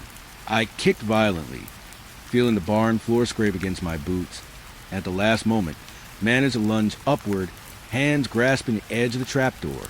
The unseen force thrashed beneath me, tugging, twisting, desperate, and then suddenly it stopped. The water stilled. Dead calm. Silent. I lay there for a long moment, chest heaving. Wet hair plastered to my face. The whispers had stopped. The water was mirror smooth. The barn outside, quiet. Too quiet. Patient. Deliberate. Waiting. I scrambled up the stairs, arms shaking, water dripping from me. My flashlight cut jagged lines across the walls, illuminating shapes that weren't there before, or maybe they had always been. Limbs bending in impossible angles beneath the water's surface. Faces pale and twisted. Patient. Deliberate. Waiting. I slammed the trapdoor shut and bolted for the barn doors. The air outside was cold, fog pressing against my face like fingers, but I didn't care. Mud caked my boots. My legs burned from struggling against the unseen force. And behind me, the barn was silent. Ominously, unbearably silent. Patient. Deliberate. Waiting. I didn't look back. I knew I couldn't. But the memory of that pull, of that invisible hand dragging me under, stayed. Even in the safety of the field, I could feel it in the earth, in the mud, in the air thick with fog. It hadn't let me go completely. It was still there, watching, measuring, waiting. That night, I lay awake at home. Every shadow in my room suddenly suspect. Every creak of the house, every wind rattle on a window, sounded like the barn's floor, the water, the patient limbs beneath it. My skin crawled. The memory of the pull, of the pressure, of the awareness beneath the water, kept me on edge, patient, deliberate, waiting. Sleep came in fits. Dreams of the water dragging me down, whispering in my ears, shaping my limbs to its will. Figures beneath the surface, pale, twisting, mirroring me. The barn looming, silent, patient, deliberate, waiting. The next morning, I returned. I couldn't help it. The pull, the whispering, the knowledge that had been there, just beneath the surface, lingered in my chest. I hadn't known if it was still waiting. The fog had lifted slightly, the morning sun weak against the horizon, and the mud was softer, wet from overnight rain. My boots sank slightly as I approached the barn. I paused at the trapdoor. No sound. The water below was calm, mirror-like, but I knew better. I had felt the weight, the tug, the patient force that had almost dragged me under. I took a deep breath and lifted the trapdoor again. The stairs were slippery, water lapping lightly at the edges. I descended carefully, flashlight trembling in my hand. My boots touched the water, cold and wet, and I felt it again. Not a current, not a shadow. Pressure beneath the surface, waiting, limbs curling slowly, deliberately, around an empty space where I had stood before. Patient, deliberate, waiting. I edged closer to the center, careful, every step measured. The water's surface rippled slightly as though acknowledging my presence. And then suddenly it surged. A hand, or something like a hand, shot up from beneath, brushing my calf. I stumbled back, heart pounding. The pull was immediate, violent, relentless, wrapping around me, dragging me forward into the cold, black water. I kicked, splashed, desperate, my flashlight beam cutting to the murk, illuminating shapes that shouldn't exist. Limbs twisted impossibly beneath the surface. Faces pale, silent, patient. Waiting. I clawed at the trapdoor, hands slipping against wet wood, and at the last second, with every ounce of strength, I pulled myself free. The water stilled again. Dead calm. Silent. The whispers stopped. The barn outside quiet. Patient. Deliberate. Waiting. I collapsed outside, mud sticking to me, lungs burning. My flashlight shook in my hand. The sun had risen slightly, pale and weak, but the barn loomed behind me, silent, patient, deliberate, waiting. I had survived. Barely, but the knowledge remained. It hadn't let me go. Not really. Every night since, I feel it, in the mud, in the water, in the fog that drifts over fields. Patient, deliberate, waiting, watching. It knows I remember. It knows I fear. And I know one day it will pull me under again. I haven't returned to the barn since. Not fully, not at night, but I can feel its presence everywhere. Even now, when I walk past the edge of the cornfield. I can feel it under the ground, under the water, limbs moving slowly, deliberately, just beneath the surface. Patient, waiting. I can't ignore it. I can't forget it. I know it will return, and I will feel it again. That pull, that awareness. Patient, deliberate, waiting. The barn is quiet again. Too quiet. The trapdoor rests, still wet. The water inside, still and mirror-like. But I know what lies beneath. I know it's there. I can feel it in my chest, my legs, my mind. Patient, deliberate, waiting. And one day it won't let me go. Until then, I watch. I measure. I remember. Patient, deliberate, waiting. I first noticed a train because of the silence. The town had always had a rhythm to it. Night quiet, yes, but the occasional creak of old wood, the distant bark of a dog, a car rattling down the cracked asphalt. But that night, the silence was different. Heavy, waiting. And then I heard it, a faint hum, soft at first, just beneath the wind. I walked toward the tracks, drawn by something I couldn't name. The air smelled metallic, charged. The houses were dark, windows reflecting the pale moonlight. And for a moment, I could have sworn the streets themselves were holding their breath. Then it appeared, a train, far too fast, slicing through the night like a knife. No whistle, no clanging of metal, just a blur of steel and shadow, moving faster than it should, faster than anything had a right to move. I blinked. It was already past, leaving a shiver in the air, a vibration in my chest. I looked around. The neighbors' houses were dark, silent, doors locked, curtains drawn. I called out just a soft, "To anyone else?" But my voice felt swallowed by the night. No one answered. I began walking along the tracks. The rails gleamed in the moonlight, slick with dew. Every step echoed in the quiet. But the feeling of being watched pressed down on me. The train's passage had left something behind. Not smoke, not sound, not dust. Something else. A heaviness, an awareness. Patient, deliberate, waiting. I remember the stories the old men used to tell. Ghost trains. Trains that never slowed, that carried something not meant to exist in our world. I had laughed at them when I was younger. Now, standing there, the rails gleaming cold under my boots, I wasn't so sure. I could still feel the vibration in my chest, a pulse left behind by the speed of the train. It wasn't normal. Trains didn't move like that. Not silently, not fast enough to leave the air trembling in its wake. Something about the movement, something about the way it passed through, like it didn't belong, made the hair on my arms rise. I walked toward the bridge over the river, following the rails. I wanted to see if it would come again. I didn't know why I wanted to see it. Curiosity? Fear? Some strange compulsion lodged in the marrow of my bones. The river ran black beneath the bridge, reflecting the moon in jagged streaks. The world was still, too still, and then I heard it again. A hum in the distance, faint, growing, not mechanical, not human. A resonance that made my chest tighten, my ears ache slightly. I stepped closer to the rails. My boots sank in the gravel, echoing softly. The hum became louder, sharper, almost alive, and the train appeared. Same blur, same speed, no sound beyond the faint hum that now seemed to vibrate my bones. Its windows, too bright, too white, reflecting nothing inside, stared out like empty eyes. I blinked and it was gone, leaving only the vibration behind, settling into the earth, settling into me. I ran my hand over the rail. Cold, too cold. Metal shouldn't hold a chill like that, not under a clear night sky. I could still feel the motion, the presence that had passed. Not gone, waiting, patient, deliberate. I began walking back toward town. The streets were unnaturally quiet. The houses seemed to lean closer, shadows pooling under the eaves.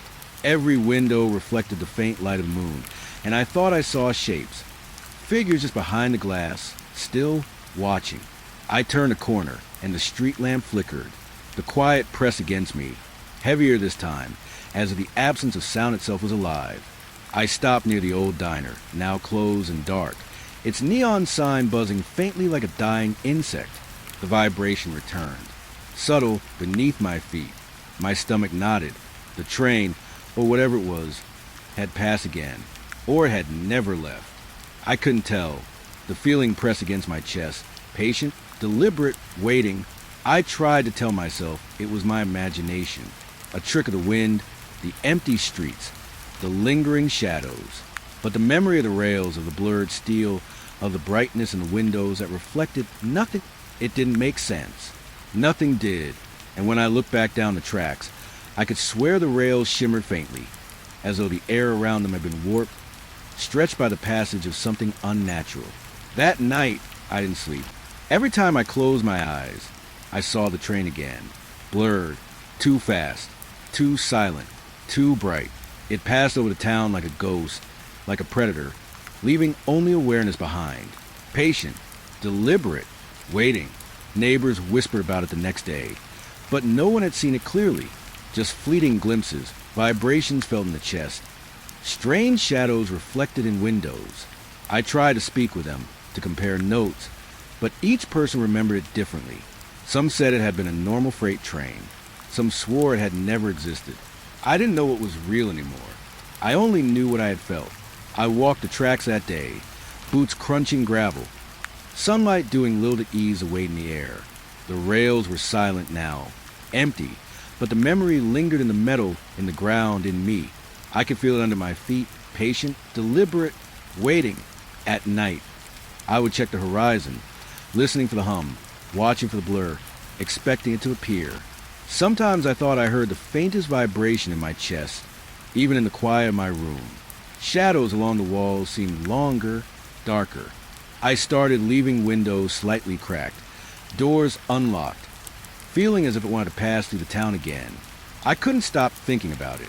Couldn't stop feeling the rails beneath my boots, vibrating faintly, carrying memory. Patient, deliberate, waiting. I thought I had a sense of timing. Maybe it came once every night, maybe every few nights. But that night rhythm was wrong. Random, unpredictable. And when it came, it left nothing but the awareness behind. And that awareness, it stayed. It followed me into my house, into my dreams, into shadows that moved just beyond sight. Patient, deliberate, waiting. I began avoiding the tracks. I avoided the old bridge, the diner, the corner where the street lamp flickered, but I couldn't escape it. The memory of motion, the vibration in the chest, the brightness of empty windows. It followed me.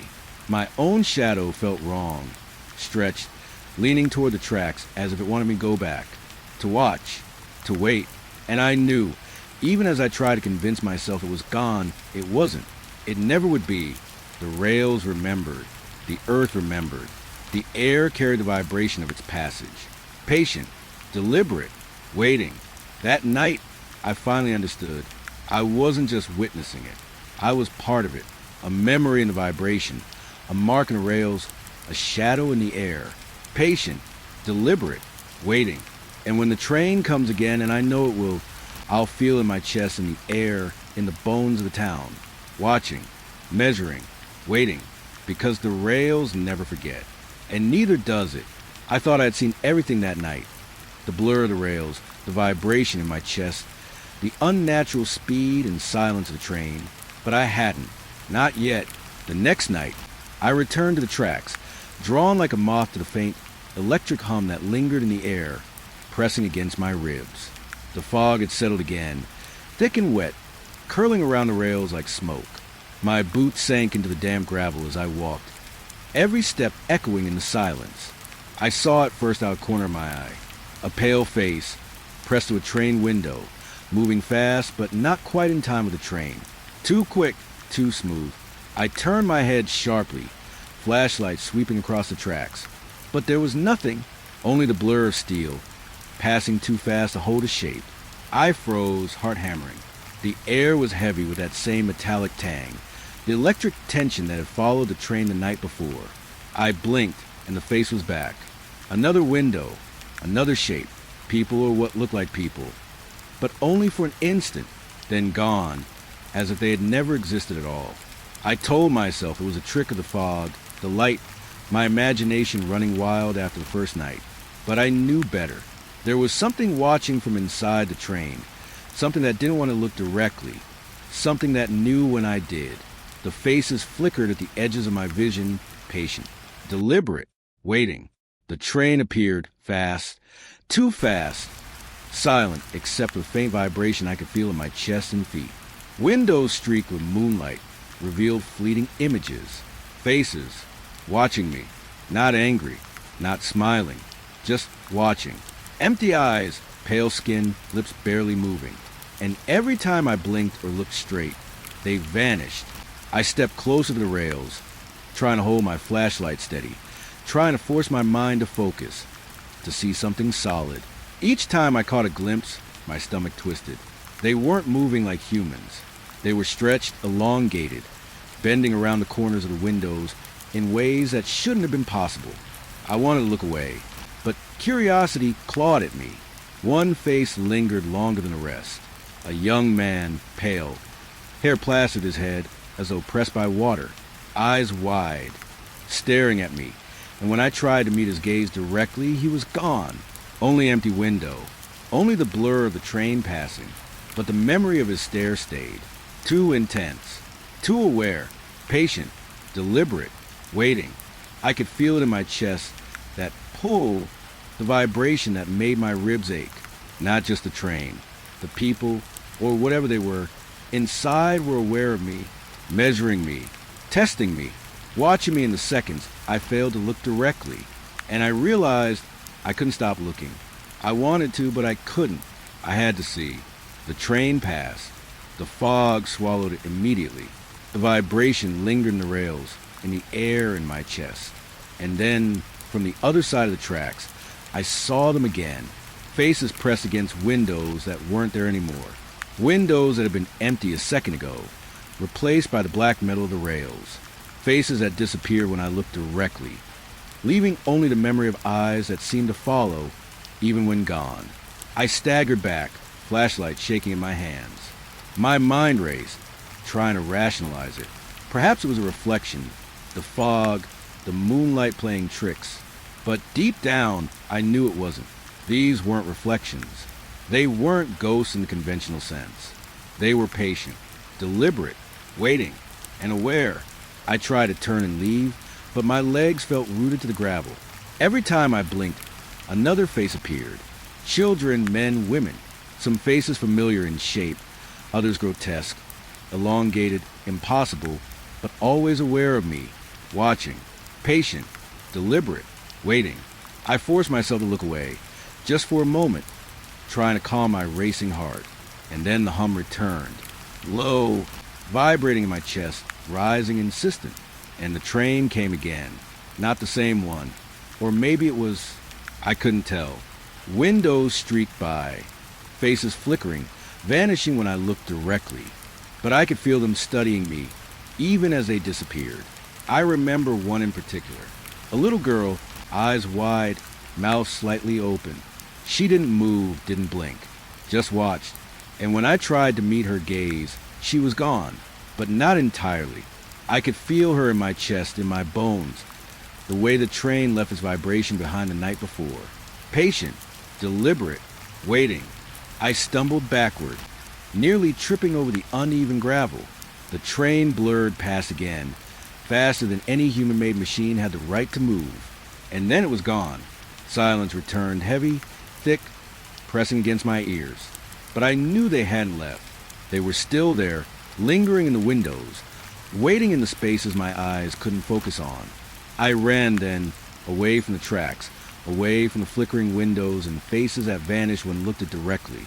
My boots sank in the mud along the side path, my chest heaving, my flashlight swinging wildly. Shadows seemed to stretch longer, leaning toward the tracks, toward the memory of those faces. Patient, deliberate, waiting. I made it back to the street, breathing hard, trying to convince myself it had been an illusion, perhaps a hallucination, a trick of the fog and the speed of the train. But the memory wouldn't leave. The pull in my chest, the awareness of those watching eyes, stayed. I could feel them lingering in the air, in the streets, in the corners of my mind. Patient, deliberate, waiting. I told myself not to go back the next night, I told myself the rails and the trains and the faces weren't real. But when the fog settled and the air smelled metallic, I felt the pull, and I knew I would go back. Because once you see them, truly see them, even for a second, they follow you into your mind, your shadows, your memories. Patient, deliberate, waiting. The faces never look at each other. They don't move together. They appear alone, fleetingly, always at the edges of perception. And yet, I know they are connected. Connected to the train, connected to the rails, connected to the awareness that hums beneath the earth and presses against the night. I've tried not to see them directly, tried to avert my gaze, tried to convince myself they weren't real. But every time the train passes, every time the fog curls over the rails, I feel it, the pull, the vibration, the presence of eyes that know me, that measure me, that follow even when gone. Patient, deliberate, waiting. I've started leaving my window slightly open at night, listening, waiting, hoping maybe that one night I'll see it clearly, confront it, understand it. But part of me knows I can't. Part of me knows that if I look too long, if I meet their gaze directly, I'll be lost. And yet I can't stop. I want to see them.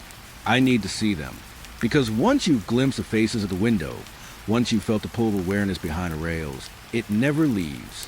It lingers in the air, in your chest, in your mind, patient, deliberate, waiting. And I know it will pass again. Tonight, tomorrow night, the faces, the train, the hum beneath the rails, they will return, watching, measuring, waiting, and I will be there. I thought I had finally left it behind. The blur of the train, the faces pressed against windows that vanish when looked at, the vibration beneath the rails. But the night doesn't let things go so easily. I was walking home from the edge of town, boots sinking slightly in the damp gravel when I first heard it. My name, soft, almost a whisper, carried along the tracks. Alex. I froze. The fog had rolled in again, thick and damp, clinging to my clothes and skin. My breath made small clouds in the cold air. I looked toward the rails. Nothing moved. Not a train, not a shadow. Just a glint of the steel disappearing into the night. Alex. Closer this time. Clearer. Almost intimate. Too close. I spun, flashlight cutting arcs through the fog. But the streets were empty. The houses, dark and silent, leaned inward as if they, too, were listening. My chest tightened. The hairs on my arms stood straight. That voice, my name, wasn't coming from a neighbor. It wasn't the wind. I tried to ignore it, forcing my feet forward. Each step made the gravel crunch beneath me. Each crunch echoed unnaturally, louder than it should have, and the voice came again, weaving through the sound. Alex, come back. I stopped. My heart was hammering in my chest. It was impossible. I was alone. I was walking home. I had no reason to hear my name carried along the tracks. And yet, I did. And it didn't stop. I turned toward the rails again. The fog seemed denser over there, curling around the steel. I could almost see shapes moving in it, forms too vague to identify, but present, watching, waiting. My flashlight trembled in my hand. Alex. This time it was closer still, and it didn't sound like one voice. Multiple voices, whispers overlapping. Soft, insistent, almost human, but not quite, not right. I ran. My boots pounded the asphalt, flashlight swinging, cutting through the fog in chaotic arcs. The streets twisted strangely, more so than I remembered, shadows stretching longer, darker. And still I heard it. Alex. Alex, come. It was behind me now. I could feel it, not in sight, but in the air, in the vibration beneath my feet, in the tight coil of fear in my stomach. I didn't dare turn around. Every instinct screamed to run, but I wanted to know where it was coming from. I wanted to see. I wanted to see and survive it. I reached my front porch, sliding the key into the lock, trembling. The voices followed me right to my door, lingering there, pressing against it with like fingers. Alex. Inside, I slammed the door, leaned against it, gasping, my chest heaving. Silence fell, or at least it should have, but the vibration remained. Subtle, low, patient, deliberate, waiting. I tried to convince myself I was imagining it. Exhaustion, fear, the lingering presence of the train, the faces, the blur, it was too much. I forced my mind to rationalize, to focus on the ordinary, my own heartbeat, the creak of the floorboards, the hum of electricity. But no matter how I tried, I could feel it. The awareness, the voices, the patient, deliberate waiting. That night, I didn't sleep. Every time I closed my eyes, I heard my name, whispered softly from somewhere distant. Or close. I couldn't tell. My bedroom shadows stretched, twisted, shapes forming and dissolving just at the edge of vision. Faces from the train, blurred and pale, seemed to linger in the corners, waiting, watching. I eventually stood, moving through the house like a ghost myself, avoiding mirrors, avoiding windows, listening to the subtle hum of the night, the soft echo of voices that should not exist. The next day, I told myself I would go back to the tracks to see if the voices were real or a trick of my mind. But as night fell, I dreaded it. Every instinct screamed that it would be worse than last time. The fog rolled in, thick and wet, carrying the faint metallic scent of rails. I could feel the pull, low and insistent, in my chest. Patient, deliberate, waiting. I reached the tracks again. My flashlight cut through the mist in weak arcs. The rails glistened with condensation. And then I heard it. Alex. Not from behind, not from ahead, but all around. A chorus of whispers, layered, dissonant, growing louder and more urgent.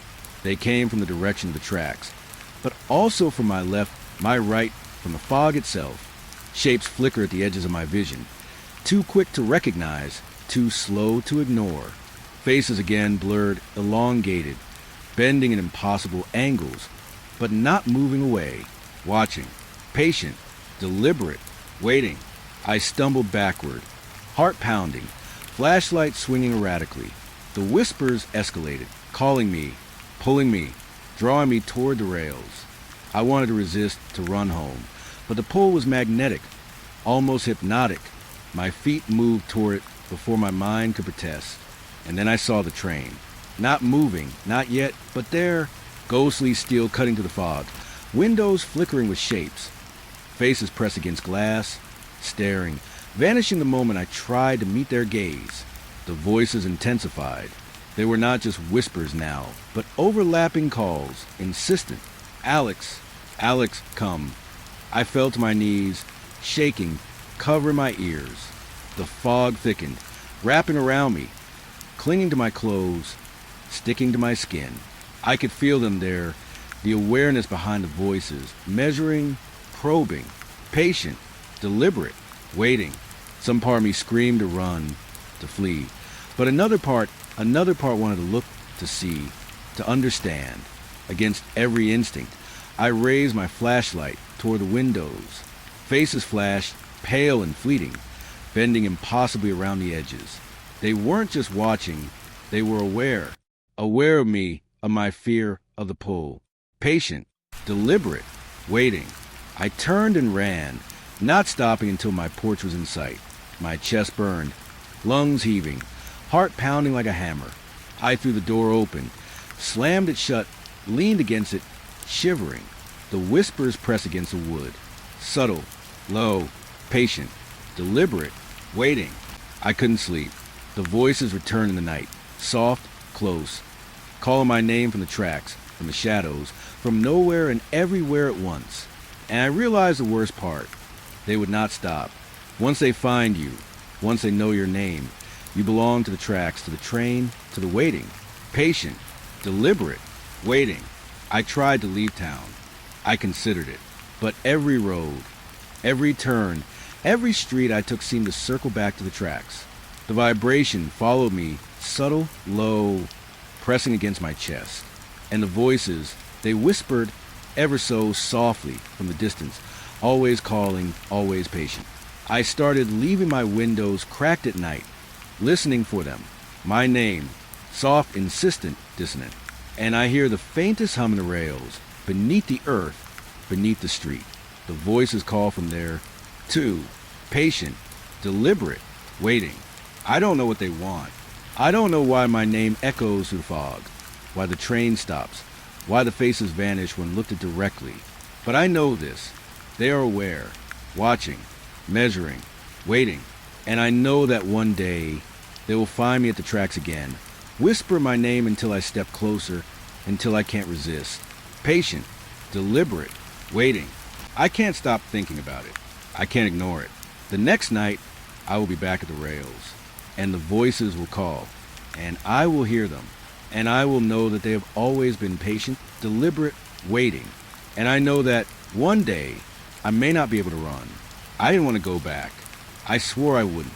The fog, the blur of the train, the faces pressed against windows that vanished when I looked at them, all of it should have been enough. But some part of me, the part that had felt the vibration in my chest and the pull in the air, the part that had heard my name whispered along the rails, demanded I return. That night, the fog rolled thick and heavy over the tracks. The metallic tang in the air was stronger than before, curling in my nose, sticking to my skin. I walked slowly, flashlight trembling in my hand. Every step on the gravel felt amplified, each crunch echoing unnaturally in the silence. And then I saw it, the train waiting, not blurred, not fleeting, waiting. The windows were dark, smooth, reflecting nothing. I could feel it in my chest, a subtle vibration like the hum of anticipation. The faces had vanished, or maybe they were hidden this time. I stepped closer, unable to resist, and I realized something that made my blood run cold.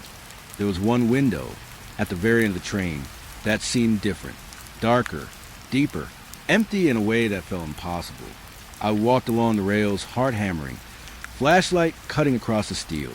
The fog shifted as if it were alive, curling around the train.